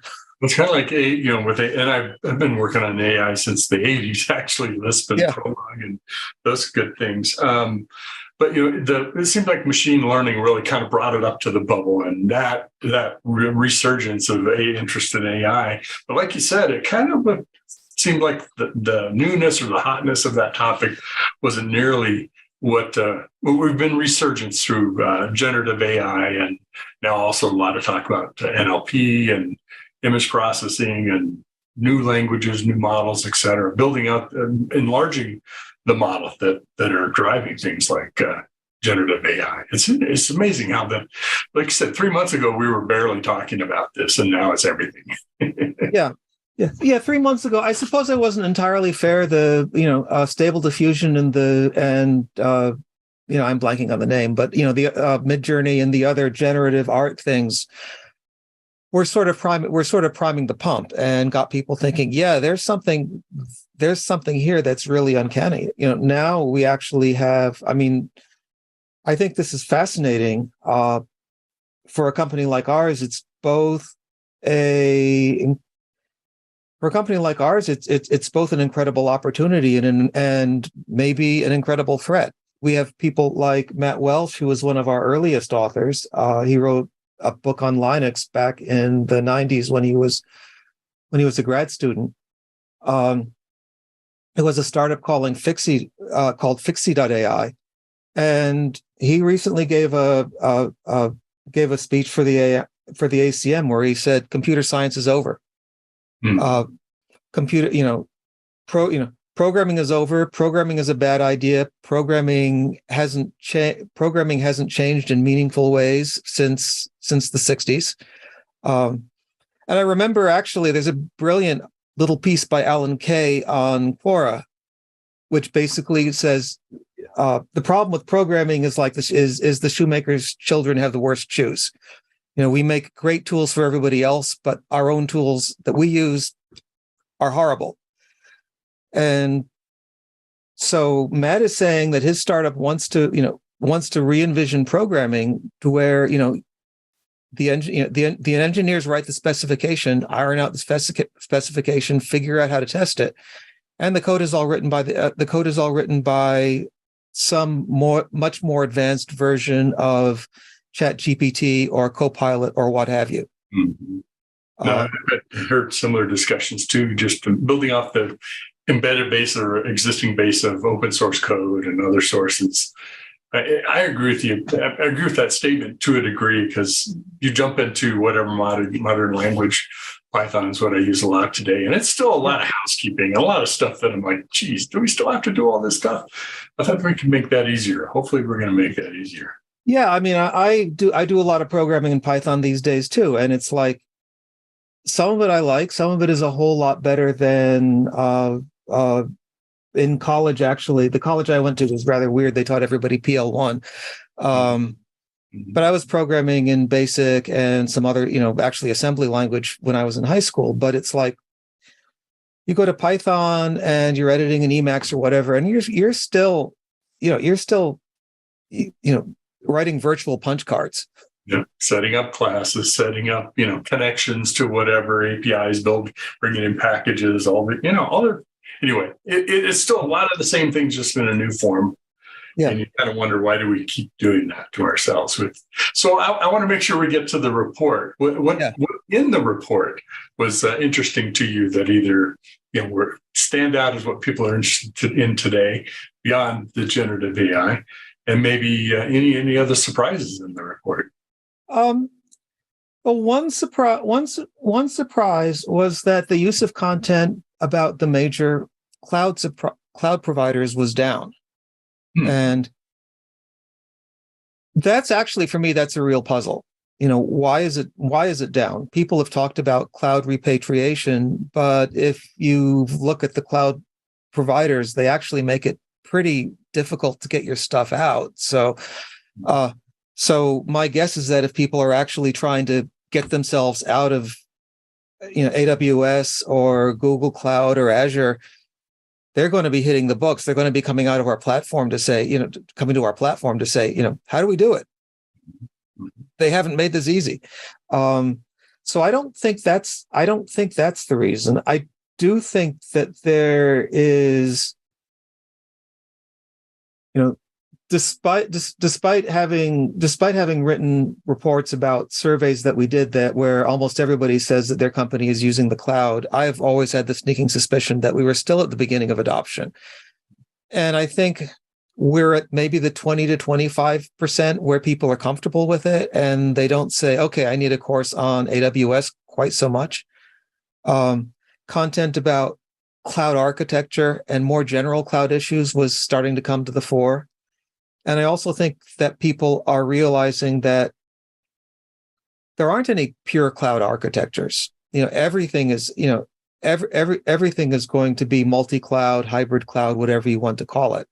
I mean, that's unavoidable. IT can sit around and say, okay, we're totally committed to AWS. And then a year later, there's going to be a merger or an acquisition, and they're in Azure. And what are you going to do? You're going to spend a few $1 million moving all that software to AWS for no other reason than to say now it's all in one place? Yeah, we've been through those cycles before. It usually doesn't happen unless there's really good economics for doing it. That's not going to happen. So that was a puzzle. One thing, two things from the tiny bars at the bottom of the charts that I thought were really interesting. We started the year with everybody getting excited about the metaverse, and that gradually died off. But there was a really big increase in the use of content about virtual and augmented reality. 85% year over year. And I've always thought, well, first, I don't think the metaverse story is over. I think it's been phrased poorly. I think the last thing that people want is what Zuckerberg and Microsoft executives have been talking about, which is better meetings. We don't want better meetings. We want fewer meetings. Mm-hmm. But we do want better tools to collaborate. And I do think that virtual reality and augmented reality may have a role to play there. I'm sort of waiting. My gut feeling is that we have to get beyond. We have to get beyond the stage where to do virtual reality, you have to put on a set of goggles that make you look like a Martian. And that's what I wonder about. Are we really going to a future where you, I, and our kids or whoever friends are sitting around all with our goggles on, not interacting with each other in the real world, but only in virtual worlds? I mean, it takes you so out of the world you're in into another place, in gaming and things like that, and do that partially. But I don't know, that seems like a pretty sterile, like we're all going to go virtual and suddenly the real world doesn't matter anymore. It does seem like a sterile world to me. And what I would watch is, what are the, the executives from Niantic who, the Pokemon Go people, have been saying that they want to build, they want to build a world of VR and AR that actually gets you outside and doing stuff. And there's a few other people who are doing that I think is important. I've seen some great things like Adreno, and here's an AR through your phone. You can see what the electrons are doing as they're flowing through the circuit board, the breadboard you put together. That's awesome. That's a great use of. Yeah. AR type experience. Yeah. The other thing is that I think to make AR cool and approachable, well, Apple has their glasses project, which in some ways doesn't seem like it goes all that far beyond what Google did a decade ago. But at the other hand, if there's one company on Earth that has the ability to take something like that and make it a cool fashion accessory that everybody has to have, it's Apple. Mm-hmm. And if we want to look at broad scale adoption, that's the gating factor that I'm looking at. Mm-hmm. The other thing, again, a small bar at the bottom, and in a different completely context, we saw about a 75% growth in the use of content about WebAssembly. Mm-hmm. And that is fascinating. I mean, WebAssembly is a technology that, I'll lay my cards on the table. I've always been sort of a JavaScript hater, even though once I wrote an article that said, hater or not, JavaScript is going to be, is going to be the one language that rules the world. I call JavaScript the duct tape of our languages. It just is kind of the handy tool used everywhere in whatever purpose. Yeah. But I do think WebAssembly has an interesting chance of getting beyond that. And some people have been doing some amazing things that,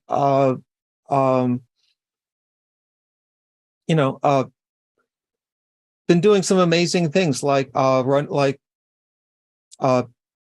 was talking to some people from Berkeley about how they teach their, Data 100 in particular, not the famous Data 8, which is the one that everybody's required to take. Mm-hmm. But I asked them, how do you keep your students from mining Bitcoin on Berkeley's computing resources? And they said that's not an issue because we use an implementation of Jupyter notebooks that is written on top of WebAssembly and that runs in the browser, so they can mine all the Bitcoin they want. All they're doing is heating up their laptop. Mm-hmm. It's not touching our servers at all. And it's like, that's brilliant. Mm-hmm. And I think that's a perfect example. I mean, WebAssembly, at least one of the things we talk about it a lot is edge applications computing and, your notebook running WebAssembly to do Bitcoin mining. Good example of that. I mean, not that that's the only place it could be used, but it's often cited as a use case. Yeah, and something like that gets us beyond WebAssembly is good because it'll let people use, more polite languages like Python and Rust and Go. Another thing more from the middle of the graphs is that Rust and Go are both growing fairly significantly. We probably watched that a little bit too much because maybe the programming languages aren't as important anymore, but it's Java and Python are sort of the gold standard for the gold standard for programming languages, but Go and Rust are growing at about 20% a year, and you don't have to do that for many years before you're before you're on the top of the heap. I mean, I forget whose survey it was. Actually, I think it was Stack Overflow's that said that Rust was the most loved programming language out there, and someone else said that. This is a bastardization of the quote, but basically, yeah, everybody hates the programming languages that they absolutely have to use. So we always want something better. But Rust and Go are coming on strong. Mm-hmm. I'm not surprised to hear that. I mean, it seems like it parallels with more cloud native, cloud built applications, obviously with Go and with Google. And there are a lot of Rust fans that I run into really like that language a lot. So there are a lot of Rust fans, and memory safety is a big deal. I mean, that's something I've been asked to write about, and I'm a little bit scared because I don't know enough about it. But it is a big deal. I mean, there was some study that's like, that's. Oh, I think the number was 85%, but people shouldn't quote me on that. But 85% of all software vulnerabilities have something to do with memory safety. Well, certainly buffer overflows and things like that push those boundaries. We've been having memory safety issues since the mainframe days and the PDP-11s. Oh yeah, oh yeah. I mean, I remember the Morse worm, and that was. And that is your classic memory safety bug. Mm-hmm. Mm-hmm. That's going back ways too. Yeah. Well, this has been great. I really appreciate the opportunity to talk with you, Mike. And thanks for doing the work that you do. It's both, O'Reilly's been with us in a programming community and technical community for a long time. And, it's a resource that I use heavily as well. And so I appreciate the content and also really enjoyed the research that you do about what's happening with that content and where it's headed. So we'll put a link into the description so folks can go find this report and probably other resources as well. Just a parting thought. Anything you want to add to it before we wrap up? Well, thanks for the opportunity. This has been fun. Writing the report was a lot of work, but in the end, I'm glad it made it out, and I'm glad it's being useful. And it's one of these things. It's one of those projects that's you look back on it, and in retrospect, it was a lot more fun to do than it was when you were in the middle of it. Yes.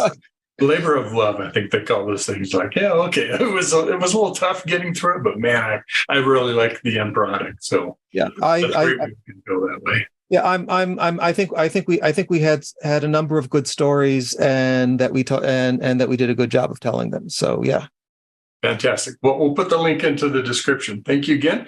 Mike Ludikies, who is VP of Technology Content with O'Reilly Media. And I'd love to have you back again, Mike. We could get you on some panels and things too. Okay. I really enjoyed our conversation as well.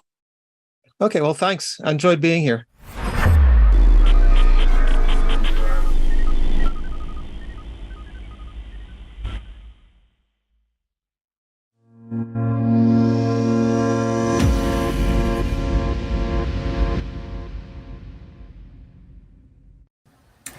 Hey everybody, welcome to Predict 2023. My name is Sharon Florentine. I am the managing editor here at Techstrong Group. It is awesome to be here with you today and with my excellent panel. We are going to kick things off and talk about, the topic is long live DevOps. And I know we've seen a lot of predictions over the last couple years about the fact that DevOps is either dying or already dead. We obviously strongly disagree with that. And we think that there is a bright future for DevOps.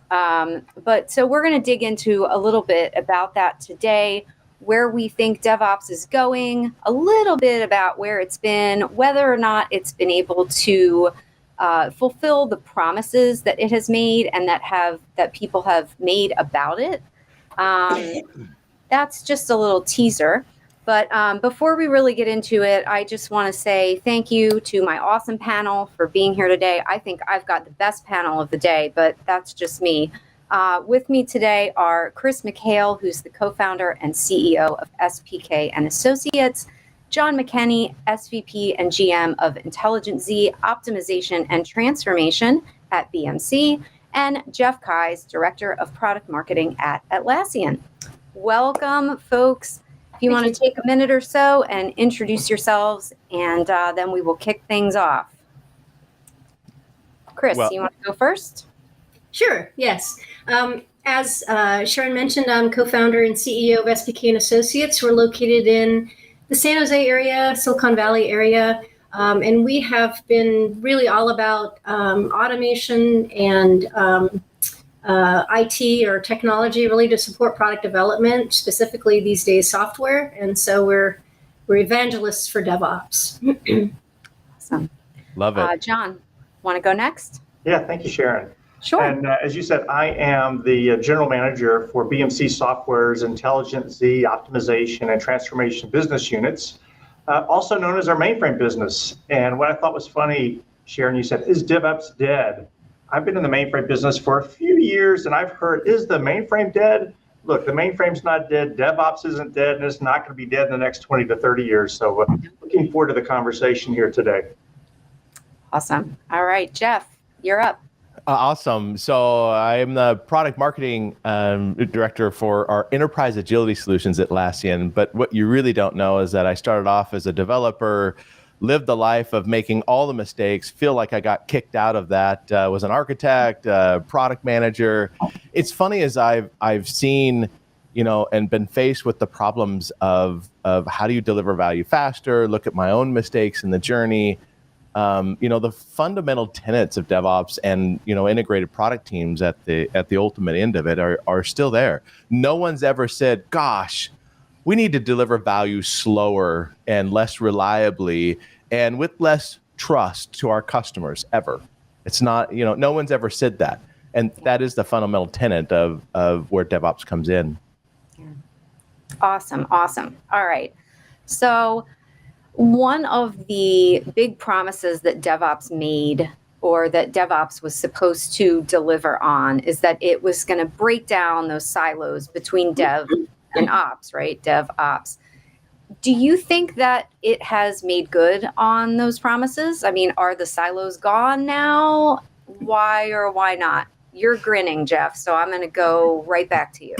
Well, so, we deal with a lot of folks at the enterprise level. Many of those folks are in highly regulated environments. And so, the cab comes in to say, thou shalt, and you've got to have X, Y, Z in place, and still requiring a fair number of things that have to come, to be validated. Because if you don't get it right in a regulated environment, like, it's not just you get fines and so forth, like people go to jail. And ultimately you have to look at, being trustworthy to our customer base. Trustworthy computing is the initiative. How do you make that and deliver value as fast as possible?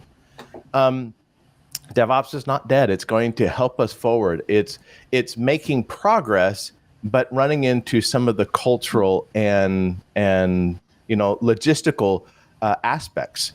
Some organizations I've talked to still compensate ops on how much uptime do you have, and that's your value that you provide. Well, if that's my value, I'm going to push back on anything that disrupts that, like development, shipping code into production.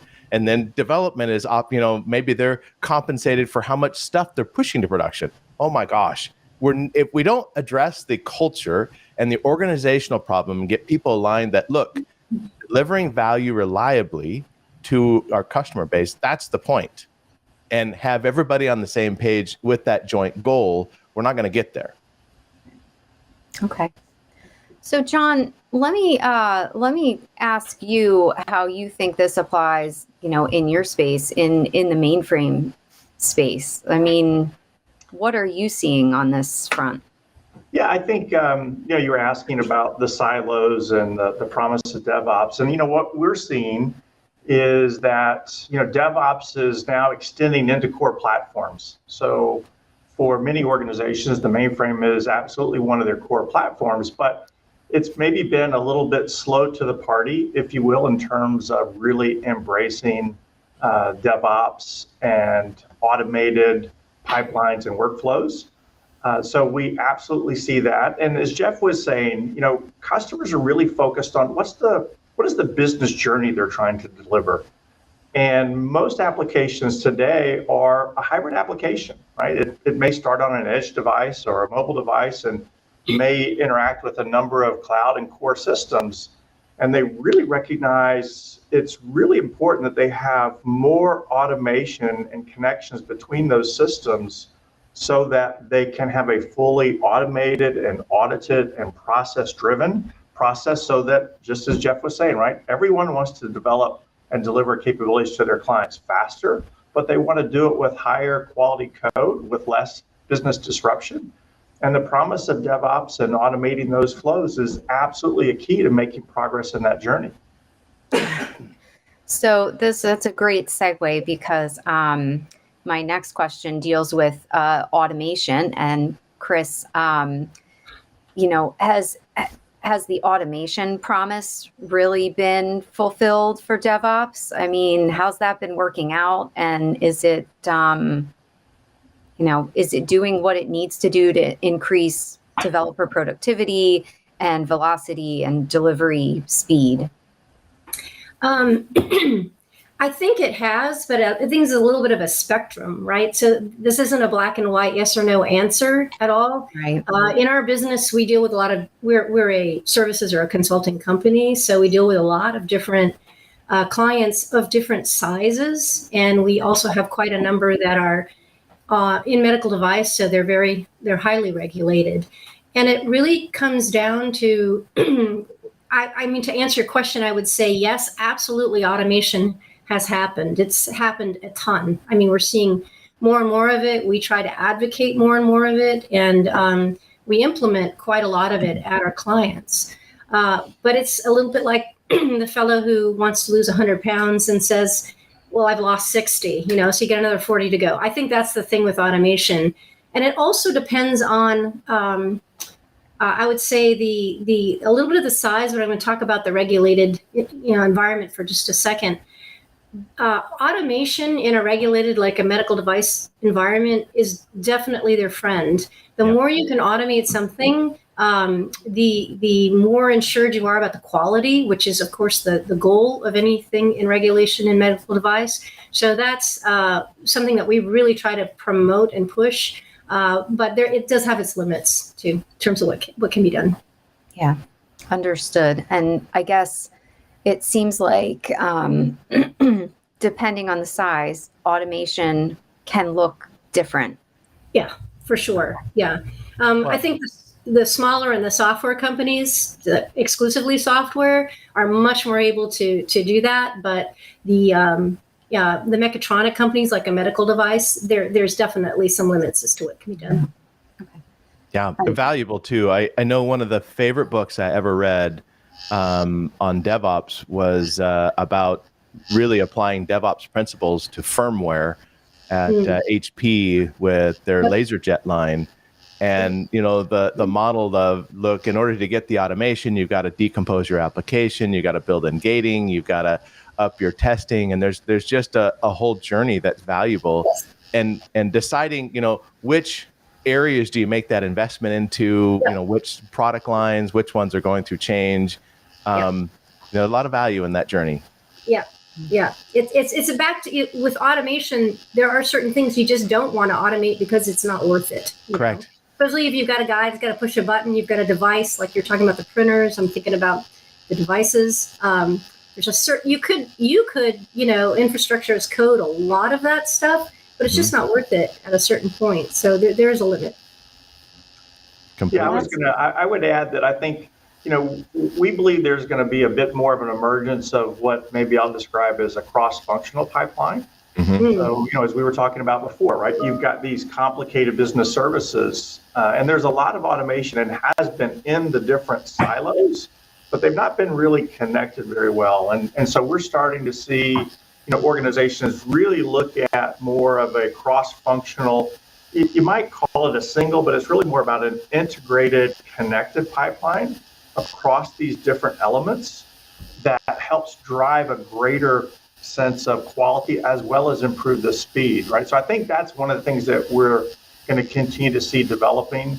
And that's why I think it's so important that every vendor, so like Jeff and myself representing and Chris from a consultant, right, that you're really focused on integrating, right? Being able to enable clients to integrate the automation that they're building and delivering, because there's any number of elements and almost every business service is going to have different components. So you want to standardize, and to be able to standardize, you need to be able to integrate those different elements of your pipeline automation and testing.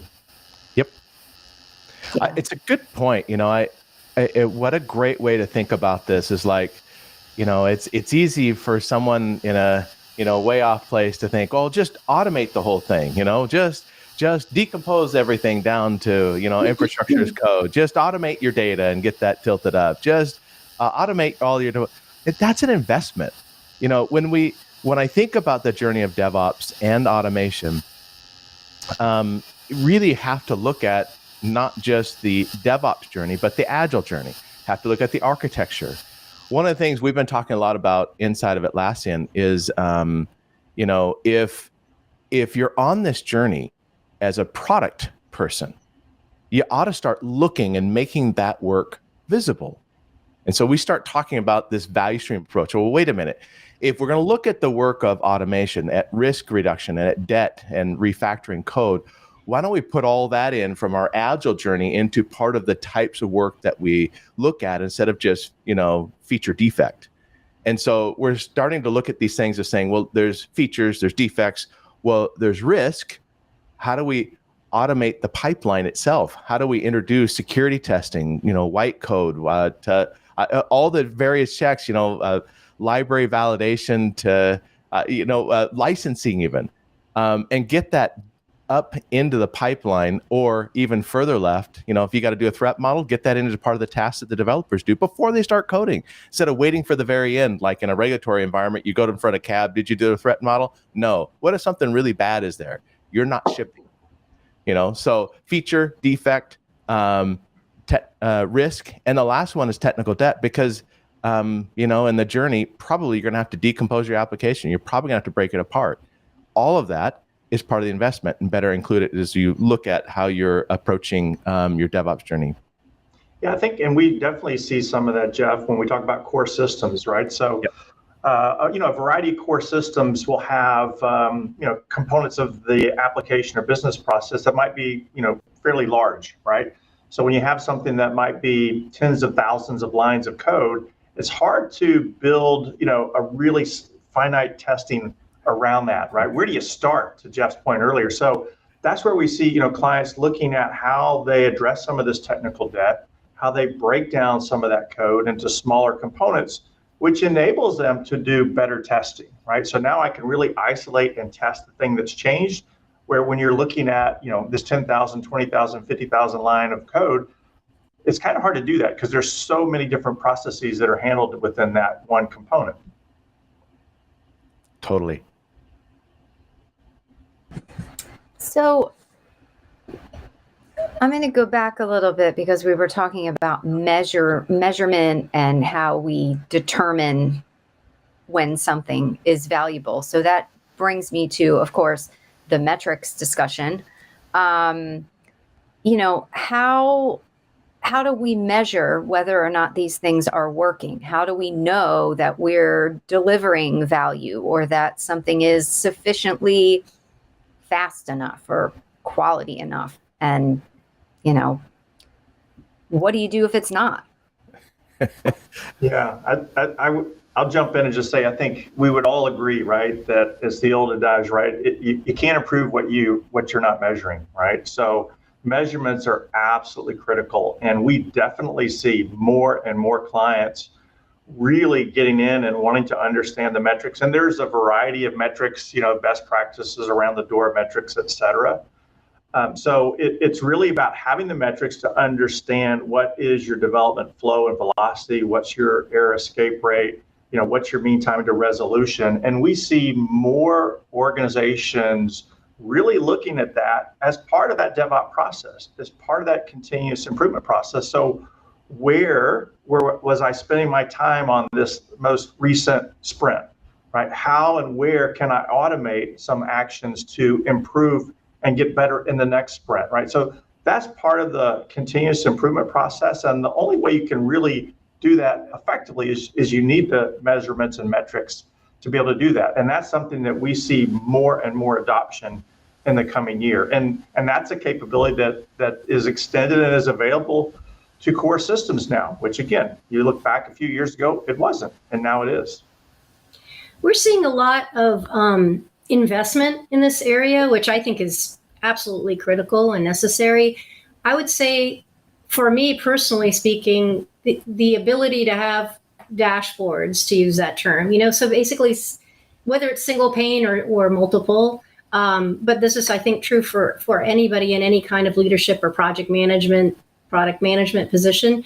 You have to be able to see it immediately. I think if you have to wait, there's some psychological problem with that you, even if you get the report later, there's a disconnect, between what has happened. So having those real-time dashboards, and of course, a lot of the tools, we work a lot with CloudBees. They've got some fantastic tools that do feed into dashboards, but there's usually work, sometimes a lot of work that needs to be done to integrate a lot of the reporting and the metrics from the different tools so that you have something that pulls it all together in a picture and you can make decisions and understand where your problem points are.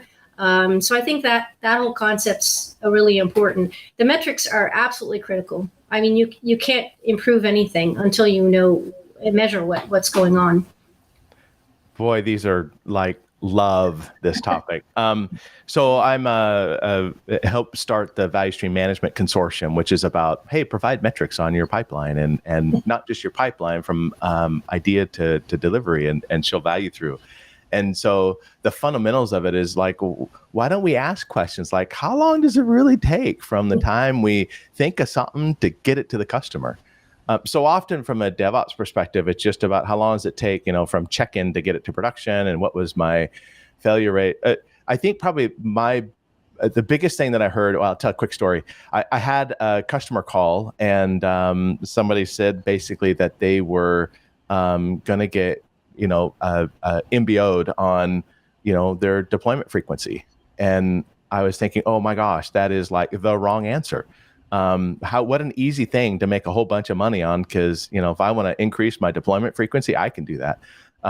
That's no problem. I can start checking in comments every single day, and why don't we measure keystrokes and figure out where we're going?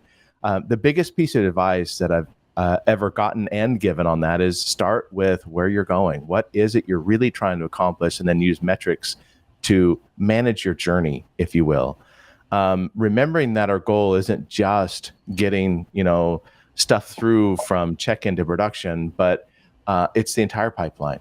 Sometimes it may be best to look at stuff that's before you get to the DevOpsy side, the fuzzy front end. And if it takes you 18 months to figure out what features to build and you spec them out, and then finally, by the time it gets to development, now you're, okay, why is it taking so long? Well, there might be a problem in another area that you should focus on. The DevOps side is good though, because if it takes you another 6 months just to release it, well, now you know where that problem's at.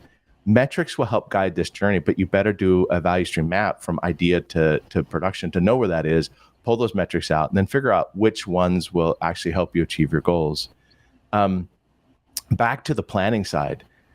Please, I hope there's product people listening to this who would normally think, I don't give a crap about DevOps. You do. Because it's part of the investment balance that you should be making. What are your metrics for your deployment frequency? How often do you fail? What is the time it takes, and the cost of failure? What does it take for you to recover from that? How long? That's an investment that you ought to be making as a product person, because you can fix that, and it reduces risk, improves, customer trust. And those metrics are central and key to what you should be doing. Yes, someone in the audience made the comment that there should be effort put to, even go so far as to define unit cost. So really getting down into, I'm gonna extrapolate from that and say really get granular about what you're doing and where you're going. Yeah. They'll correct me if I incorrectly made assumptions there. Well, and if you from an investment point of view, it is interesting, to look at what does it cost us to deliver a feature. Well, it depends. How robust, how trustworthy, how modeled is the pipeline, how reliable. Lot of different aspects, because you can deliver a feature cheap. You can deliver a feature expensive. You can deliver a feature that's more robust for the long term. there's investments. Sometimes it may make sense. Just get this little thing out. Nobody's going to use it. Nobody cares. On the website, if you get it wrong, it's not a big deal to change a couple of words here and there. I'm really going to get shot for that, I'm sure. I was going to make the comment that it's the fast, good, and cheap. Pick any two. Right. Yeah. Where do you want the? Yeah. I was going to add, Sharon, I think as Jeff was saying, I think we absolutely believe there's a tremendous benefit in doing value stream mapping, right? To really understand the process. And, we have a number of clients that have gone through that, and then they're kind of taking some of the next steps, right? So some of the next steps are using metrics to understand how their different development teams are performing, right? So again, it's a little of an apples and oranges because they're having different projects, but you can see where you might have a little bit better flow velocity. You can see where you might have a little bit higher level of quality. So they're digging in to understand with metrics what's different about these teams. And what they are looking into metrics is finding, what tools might they be using? Are they using something different on this team versus that team? So they're able to ask those next questions and maybe able to provide some additional training or maybe some additional tooling to help, their teams, all are executing more at some of their best teams' level of productivity. So there's a lot that can be done with metrics to help every team improve. And that's why I think we absolutely see more of that being utilized in the coming year. One thing I would just jump in on, last comment on metrics is that I think it's really important to push all of that down as low as possible. Yep. Because you don't want to be providing this information, at a certain level of the hierarchy or whatever you want to call it, and then not down lower. Engineers are all smart, capable people, and the more information they get, but in addition to that, knowing what they're being measured on and what is important, to speak to what Jeff was talking about, spending time really defining what is important to measure here, but then pushing all that down as low as possible so people can look at it themselves and correct themselves and check themselves. That's the most efficient way to do it, I think. Yeah. I mean, DevOps was born again because ops, you're compensated on making sure nothing goes down. Dev, you're compensated on making sure you can get as much crap across the fence as you can. Go. Think there's a problem? Want to create it again? Hey, Dev, how fast can you deploy code? Let's see what happens. They're good things, but right. Don't manage that way. Well, and what you're really saying there too is that you have to take some of those metrics and spread them out across the dev and the ops, right? So Don't just make ops responsible for uptime. Make them also have them look at the speed or velocity of release and et cetera. Exactly. One of the cultural things I heard, I wish I could articulate the same way I heard it, but it was effectively enable the teams to make improvements themselves and have that be a culture. And if the culture is one of experimentation with cross-functional autonomous teams, and then allow them the space to experiment. Hey, we tried automating this, we tried, refactoring Y, whatever, different kinds of pieces and see how it improved. In general, they'll do the right thing. Need better? That's where your product team can really help out on the investments of, well, gosh, we're seeing we're delivering too many features on this. We better go make this area more robust, bolster up the pipeline, refactor the technical debt. Maybe we just need to focus on bug fixing. But balancing all that and then using metrics to show how we're doing. And remembering that the metrics aren't just how well do we deploy the code, but at the end of the day, the outcome is, is it getting used? What's our adoption rate? Some of the pirate metrics that a product leader would think about beyond just, code delivery. Those are important, but they're all in conjunction together to see how we're doing. Yeah, absolutely. Absolutely. And I think, these are all good problems for DevOps to have, right? We're not figuring out, can we do this? Can we make it faster? Can we deliver it at higher quality? We've already done that. Now we're refining the things that we've already figured out we can do and do well, or at least that's my That's my opinion. So we've been talking about metrics and uptime and measurement and all that. And, we hear and see a whole lot lately about observability. So obviously observability is kind of putting all of those pieces together, using the metrics, using the feedback, using the pipelines to figure out when something goes wrong, where did it go wrong? How did it go wrong? How can we fix it? How does observability support DevOps mission? And related, but not, exactly, what the heck can we do with all of that data that we're generating to inform observability? And I know that was like 7 questions at a time, so I'm sorry. I would jump in. I think one of the things that we've all seen over the last couple of years is the tremendous increase in the use of AI/ML, right? And observability is probably one of the prime spaces, right? So I think we're going to see more where you think about DevOps, and especially from an ops team, they might be taking the lead on this from the operational systems, but really leveraging AI/ML to do causal analysis. And we talked earlier about silos. So one of the challenges with these business processes that are on multiple different architectures is there's a lot of AI/ML silos today, right? So you have a little AI/ML where I'm doing observability on this component. There's another one that's on this component, another one on this component. I think we're going to see more of a convergence where these different AI/ML planes, if you will, are feeding in and integrating so that you can really understand what is the AI/ML telling me on these different elements and how do I bridge that across. So coming back to the developer, right? I'm responsible for the business service. It's a complex business service. There's something that's going wrong. Where is the problem in it, right? Because in some of these elements, it might be the developer code. It might be how that code is interacting with a massively shared infrastructure component. So that's where observability can really help teams much more rapidly detect where the issue is so they can more rapidly resolve the problem.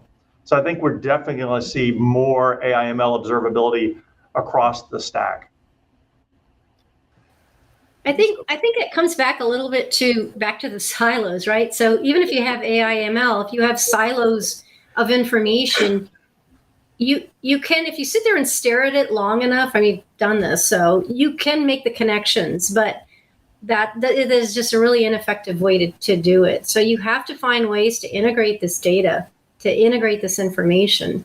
And the AI/ML can help you with that, but understanding what to look at and how to correlate and connect it, and sometimes just getting back to that dashboard again, just getting a picture of the different disparate pieces of information on one visual page allows you to draw and make connections and draw conclusions that you otherwise couldn't have. We do a lot on the ops side of DevOps, and we've seen some real benefits from putting time and effort into pulling all that data together. Yeah, and boy, couldn't agree with all that more. It's interesting as the journey, we talked about how the journey of DevOps is mixed with metrics, but it's also mixed with this discussion of I have to effectively decompose my monolithic applications into smaller components. Well, the end state of that now produces new problems. Okay, you took your entire monolith and now you've got thousands of microservices with dependencies, and they're all in production.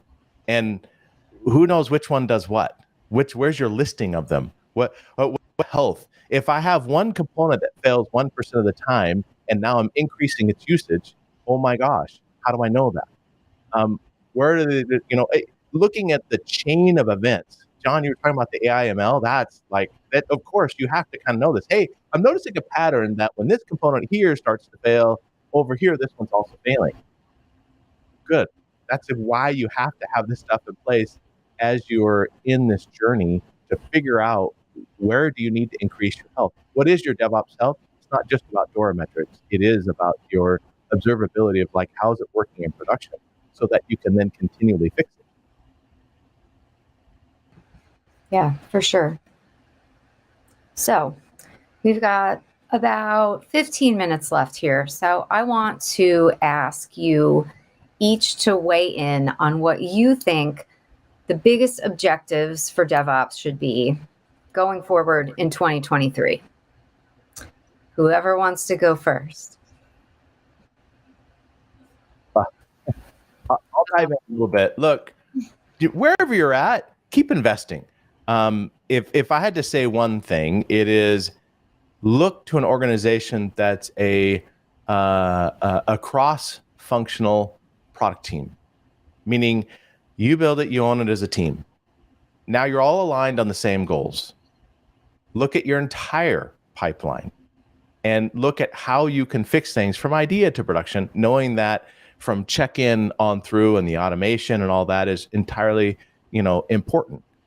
Make investments of work, since, now we're asking developers to do everything. Make it visible. Call the various work types what they are. It's beyond. Developers are doing more than just feature defects. Make them visible.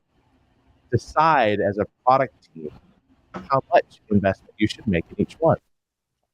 Introduce the automation as you go. Make visible how you're doing in a culture where it's about experimentation. I love, Chris, that you talked about, we should just be able to get these metrics all the time and make them transparent completely, but they have to be automatic. It can't be somebody, let me go figure out what my deployment frequency is and calculate it, what it was 6 months ago. It doesn't matter what it was 6 months ago, matter what it is today. And put all these pieces together and just decide what your next step in the journey is going to be as you're in this space, and make that be your culture. Whatever you're at and whatever you're doing, if that's your culture, you'll make the right decision on what the right next step is. That's a great point. It looks a little different for everyone based on where they are. So, Chris, what do you think? Yeah, I would. Sorry. Go ahead. I would echo a lot of what Jeff says and go a little slightly different direction. First of all, without any doubt, it's a cultural approach, right? DevOps is, and Jeff is absolutely right. Even if you're 20% of the way there, 50% or whatever you view 100% of DevOps in your company would be, just keep working at it. It doesn't stop. It's really a continual improvement, continual quality improvement of what you're doing in terms of your processes and automation and all of that. I would say on the culture side, what we've seen in a lot of our clients is if DevOps and this mindset and philosophy is really embraced at a higher level in the company, at an executive level, it will be and can be successful. And sometimes you have to educate your executives and educate that team a little bit more if they don't live and breathe in this space. From a business perspective, you have to sort of effectively educate them and tell them why this is valuable and why it helps the bottom line, why it helps all of these things, because they have to really embrace this. And the final comment I would make in terms of the culture, in terms of where it's going, there's this interesting thing we've seen because, like I said, we're a little bit more in the ops space. There's a definite different personality type in dev versus ops. It's very different, and you have to work really hard. You can break down all the silos you want. People have to be communicating, and they have to respect each other's point of view because they have very different points of view. Forget about the metrics for a minute. They're just different people. And so really encouraging them to talk to each other, take risks together, and work together, I think is a huge part of this. We haven't really talked about, but we see as being very important. Yeah. All right, John, you get to wrap up the crystal ball conversation.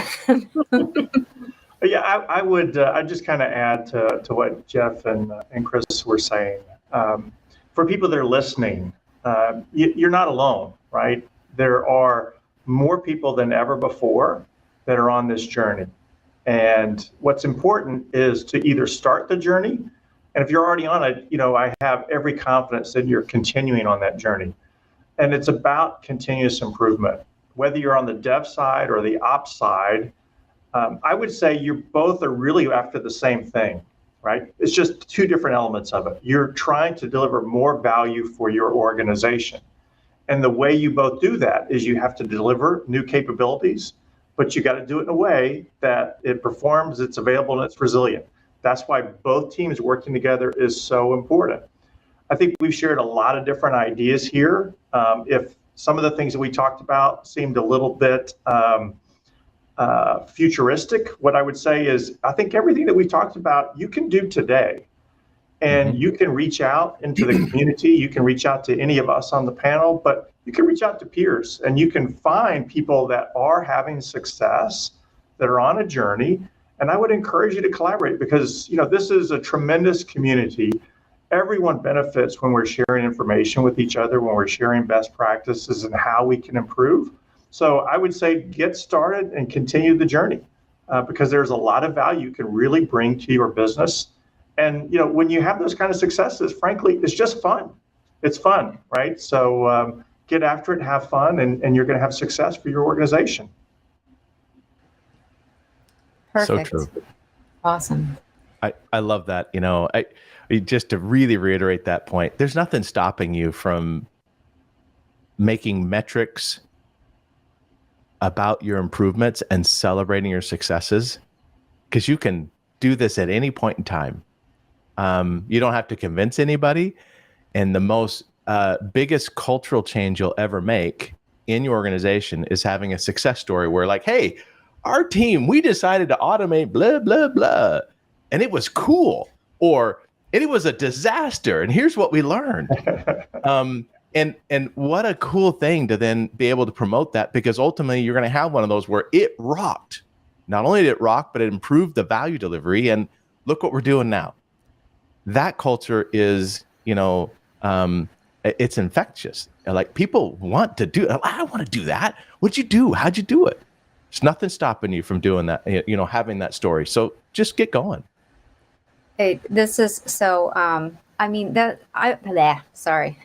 It's so true. I'm so excited because that's so true. I always tell my son, even when you screw up, even when you fail, it teaches you something. You didn't really fail. You learned more about how you can succeed next time. And, he looks at me and he rolls his eyes. But that's right. That's DevOps. That's what's going to keep this going to the future is all these people screwing up a little bit, going back, figuring out how to make it better, continuous improvement. I think also some people, if they're starting this journey, they don't know where to start because it seems absolutely immense and it seems overwhelming, but it doesn't have to be. I mean, most people start in like the CI/CD space, first and foremost, because it's a category and you can kind of focus in on it. But I would just say, pick the thing that is causing you the biggest problem. What's taking the longest? What is causing your developers and operations guys to fight all the time? Just find the one thing and just take it one bite at a time. Just take that one thing, go ahead and figure out what's going to make it better. Is automation going to solve it? Or is it communication? Sometimes it's not technology. It's just simply talking to each other more on a more frequent basis. I mean, it can be very low tech, but you can just take one bite-sized problem and start there. Yep. Boy, and remember when you're on that journey, you're promoting a strategy. And promoting a strategy there's a pattern to it that you have to incorporate. Look for the ideal that you're trying to get to. That's your hypothesis. Look for what the direction is that you're going to have to get done. And then you're going to have to repeat that, that goal, that hypothesis, and looking for the obstacles and what kind of outcomes will you get. And you're going to repeat that over and over again and get feedback on it while you're on this journey. You've got to get people bought in. Yeah. Awesome. All right. Cool. Thank you all so very much for being here with me today. I know it's early for some of you, and I extra appreciate that. I hope that you all out there in the audience are going to stick around because we have a whole day of awesome Predict sessions and keynotes and speakers ahead for you.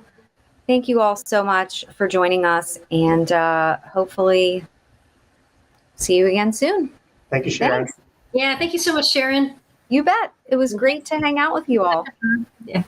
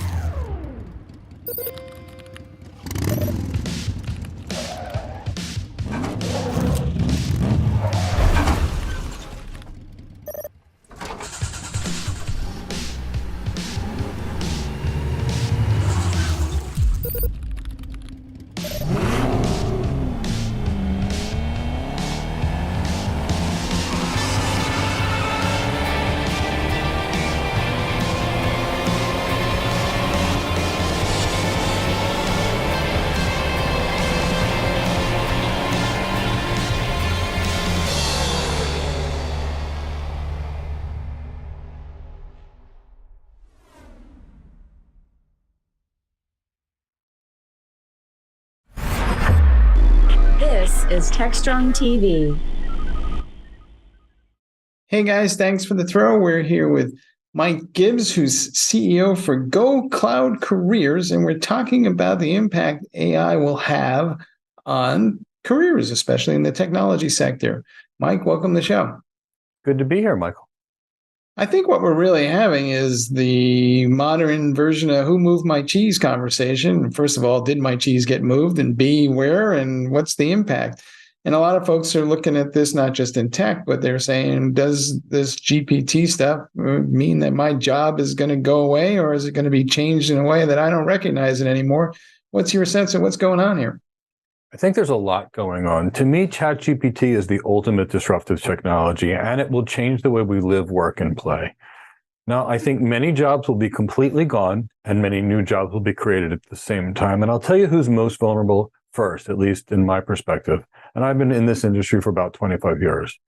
Hands-on technology people, coders, systems administrators, whether that be a cloud admin, a network admin, I see them in real trouble.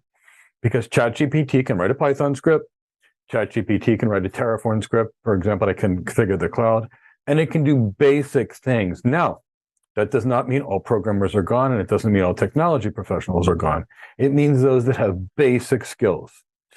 Now, the elite people that are really great, that are specialists or experts, I still see a need for them because the technology isn't perfect. It's still flawed, but it's still pretty good.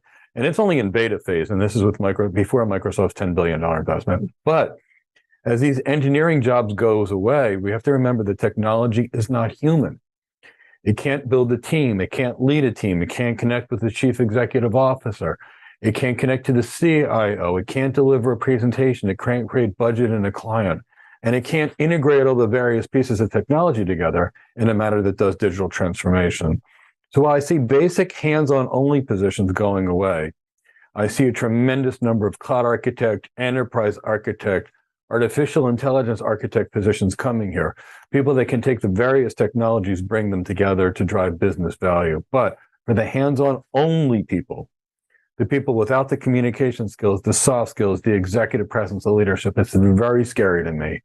Now, I suggest, and I've been retraining engineers in this basic world to move up into architecture roles, or at least develop those business skills to tie the technology to business problems, because AI is not human and it can't do those human things. So the secret to our success, in my perspective, and in my 25 years of experience, is to being more human, actually. The career path for a lot of folks was you did those hands-on things for a long time, and then eventually someone determined that you had the soft skills or you were smart enough to promote. But if all that winds up getting automated, does the definition of what constitutes an entry-level position start to change, because we're going to expect people to be more knowledgeable when they arrive, and those jobs are not going to be about wiring things together per se? So, it's interesting, and I've heard this my whole life. I practiced internal medicine as a nurse practitioner, and my first job was a senior engineer. I never had anything like that, and I was an architect within 6 months. In the last several years, I've trained people, and they work at AWS, they work at Azure, They work at JP Morgan Chase, they work at Deloitte, they work at Bearing Point, they work at Accenture, Capgemini, and Way that have never worked in tech before in their life, that are just trained as architects as their first job.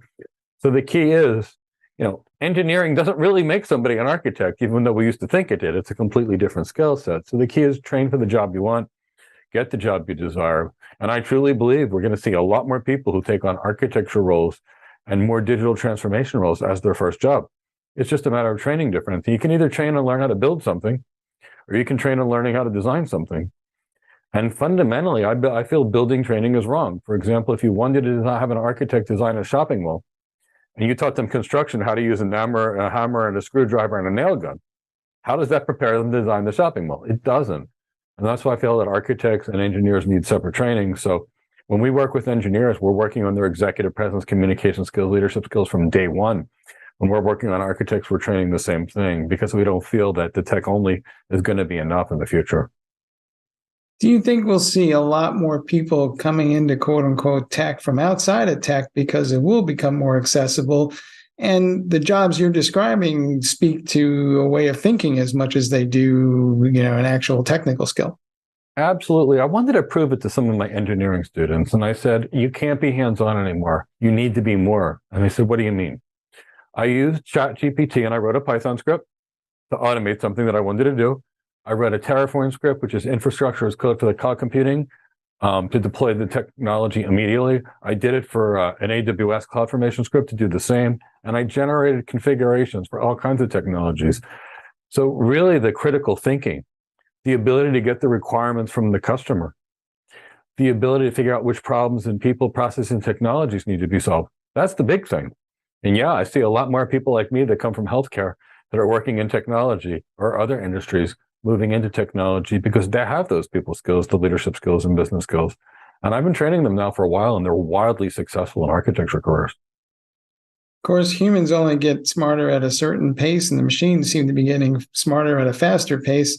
So as you look down the road and people are already talking about ChatGPT 4, 5, and above, how do you think this is going to evolve? Because it's not just related to writing code. I mean, we got video and audio and all kinds of stuff coming down the pike. We do. And while ChatGPT is a chat bot, I actually asked ChatGPT to calculate a ballistic solution to see if it could do other things like potentially flying airplanes in the future by calculating vectors. And it did it immediately, and it was instantly correct. So ChatGPT is in beta right now. Microsoft's got a $10 billion investment in it. They're not going to be the last. I see this moving into self-driving cars, self-flying cargo planes, self-driving delivery trucks as it evolves. As graphics processor performance gets better, the chips that most of this stuff is done on, and some of this moves off of graphics processors into hardware, something called an ASIC that does something much faster with less power. I see a lot of things: music creation, art creation, video creation, blog writing going out of style because you can write a blog instantly with this. Taking text and creating presentations and potentially flying airplanes and driving cars, even though that's a bit of a leap from where it is now as a chat device, it can still calculate ballistics, it can still calculate vectors and things like that. I think part of the way we want to think about this is we've created a whole army of people whose job it was to communicate with machines. If you think about this hard, the GPT system has come up with a way for the machines to communicate with the humans. So maybe we need to just rethink that whole layer of what is that man-machine interface going to look like? And we do, and we have to think about it from a corporate perspective. What is the CEO's job of a publicly traded company is to increase shareholder value, either by increasing profits or decreasing costs. So this technology can make the organization more competitive, but also more efficient. ChatGPT does not ask for a raise. It doesn't ask for a 4-day work week. It doesn't get tired. It doesn't need health insurance. So I think we have to move on from training machines to think, what can the machines do for us? What skills do we need to leverage the machines to make our lives better instead of stealing from us and taking our jobs away? So what's your best advice to folks who are new to the field in terms of they're just getting out of college or they're just entering college and they're looking at their career? What should they be focused on? Well, because I specialize in technology careers, especially the elite ones, I've been taking technology professionals and retraining them. I've been teaching them all how to present, how to all become what's called CXO relevant and learn to speak to the C-suite, how to actually get the information to get customer requirements so you can actually design the right solution, how to take people from various countries, various cultures, and various technology backgrounds and technology tools and bring them together for a solution, and really how to sell and how to lead and how to negotiate, because we have to remember we're still humans and no one person can know anything, everything. They can know something. So the reality is the bigger the team we can build, the more diverse the team is, the better we are. So I'm training all my technology professionals in those human leadership skills, the same kind that you would get in business school plus after business school. I'm training that to all the technology professionals I work with because I think tech skills are just not enough. And I think a lot of tech people are going to be blindsided by it if they're only focused on the tech, and it's terrifying to me for them. We have joked over the years about, left brain versus right brain, and it seems like a lot of the tasks that might have been handled by one side of the brain are getting increasingly automated. So do we need to use the entire brain now? We actually do, and we teach that in our training. I had taken some mental training from a Navy SEAL many years back, and he said, some of you are left brain, some of you are right brain, and it's not good enough. You need to be both. And he had all the people doing various things. I started practicing yoga 16 years ago because I'm stiff and don't move naturally. And it taught me how to think and feel differently. I studied art. Why? Because I'm a left brain person and it really needed it. So then I started studying speech pattern psychology, behavioral science, all more right brain stuff. So yes, I think we need to be balanced people. I don't think we can be either or. I think we need to be both in today's world. Like the doctor, they're left brain, but they connect to patients, which is real right brain too. So at the end of the day, this could be good for us in that it will force us to become more multidisciplinary, maybe. I think it can be. I think it'll be highly traumatic to some and incredibly beneficial for others.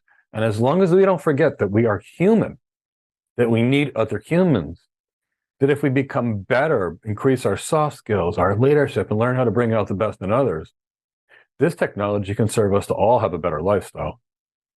It's if we stay me, and we focus on just the tech, we can't compete with the machines. The machines are going to be better at the tech than we are. But it's what the tech can do for us, that architecture piece, that's truly exciting for me. This is a wonderful place for digital transformation that not only can help benefit businesses, but it can help all of us in our lives. All right, folks, you heard it here. The genie's out of the bottle. The question now is, what are you going to do about it? Because it's not going back. Hey, Mike, thanks for being on the show. So nice to be here. Back to you guys in the studio.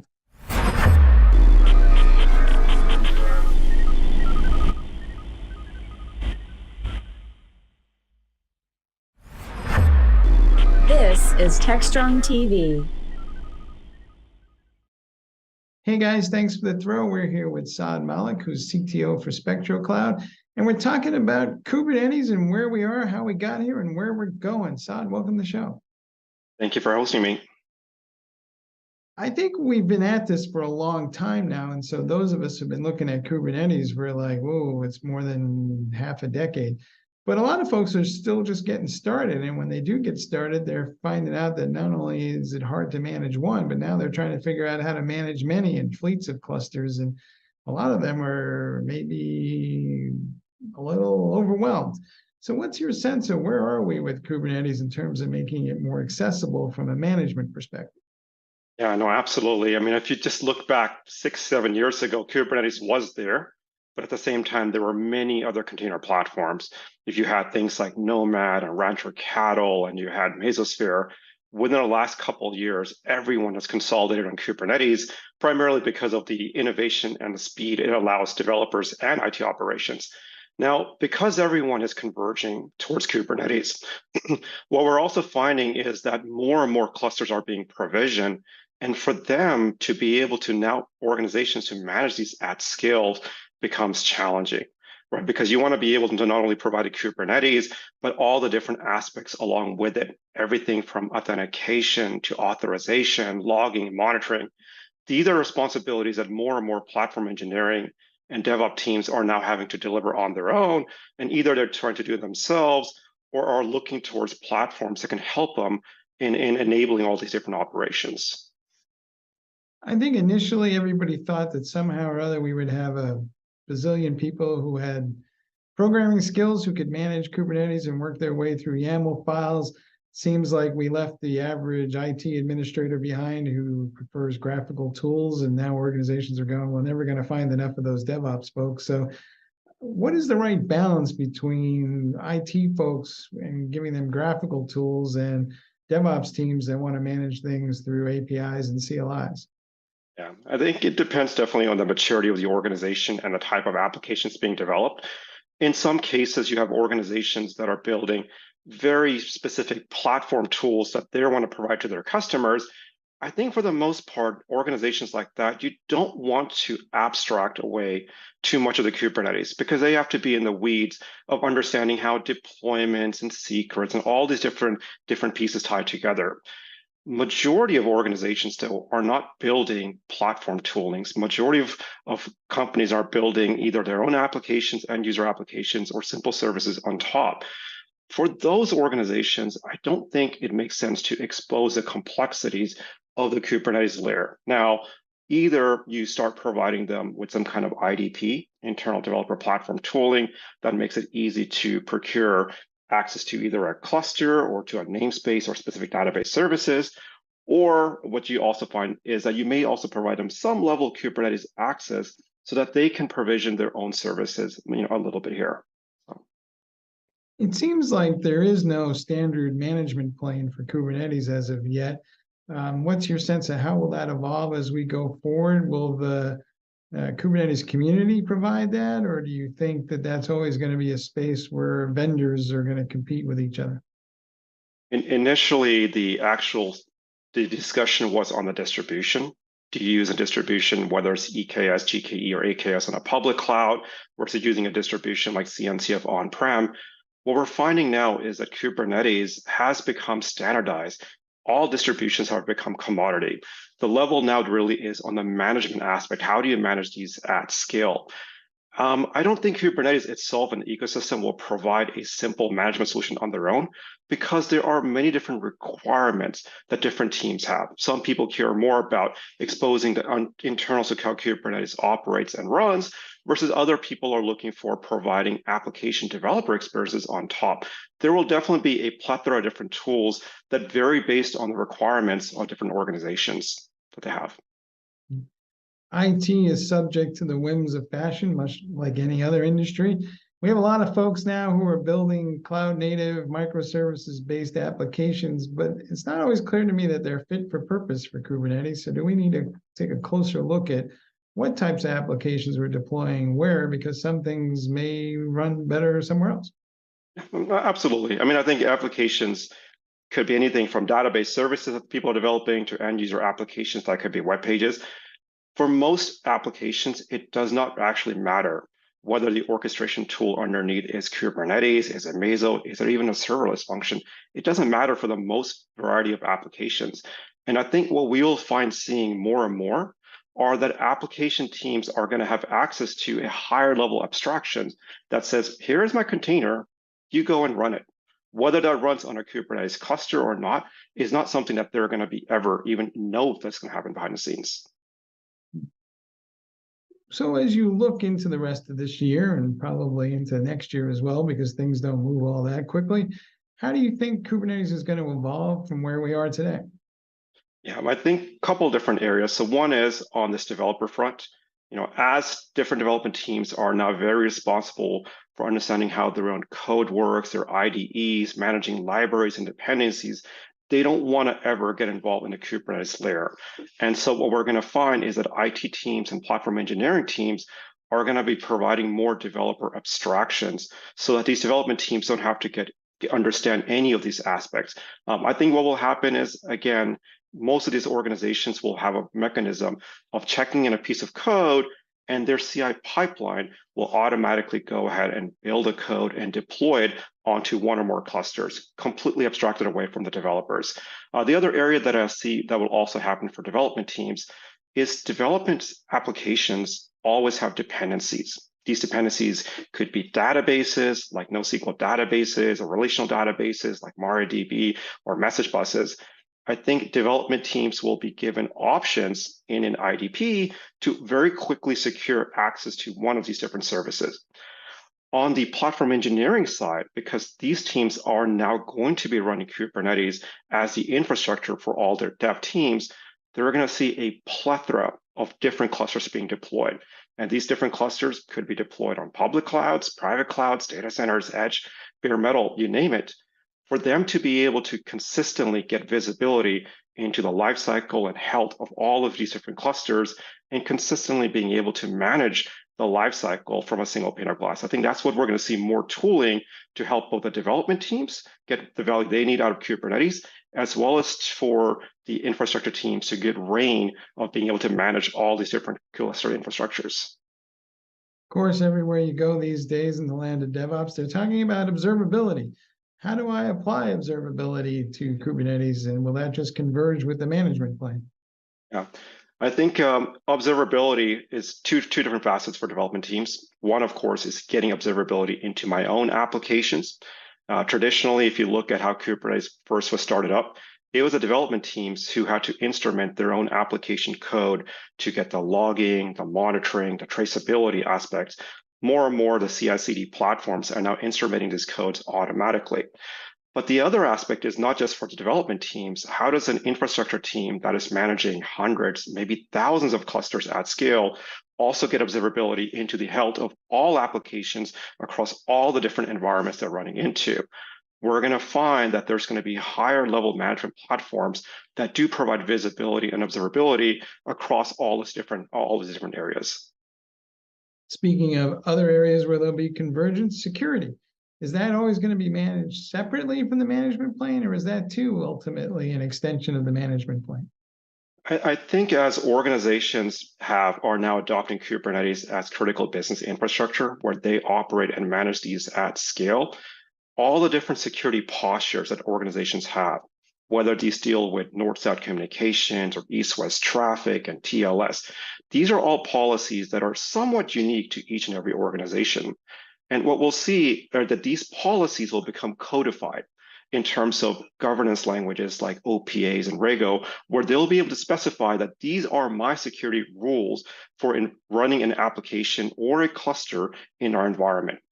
These rules will be specified into the management plane itself, and they'll be enforced down into every cluster, regardless of where it's running, public cloud, private, or data centers. How soon do you think it might be before we see AI playing a larger role in the management of Kubernetes?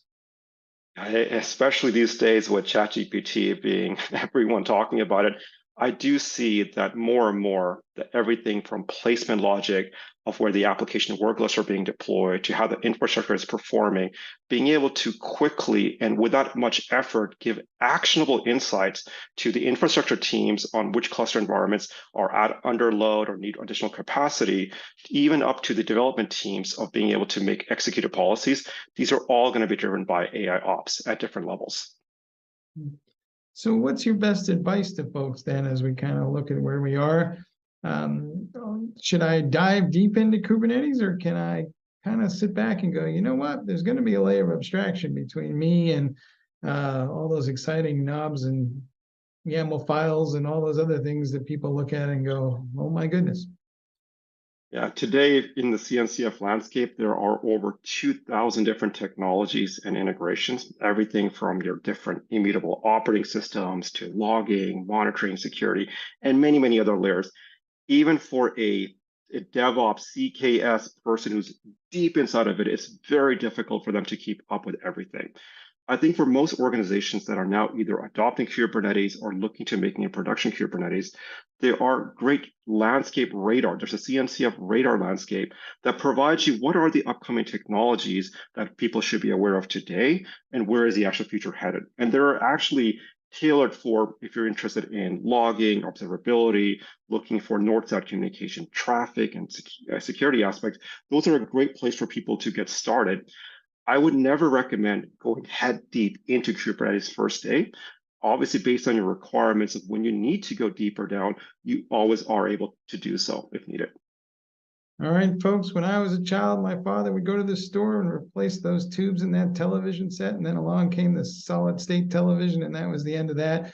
I think Kubernetes will be the same one day. We're going to just be a higher level of abstraction, and you can tell it what you want to have happen, and some management plane will automatically take care of it for you. Saad, thanks for being on the show. Thanks for having me, Mike. Appreciate it. And back to you in the studio.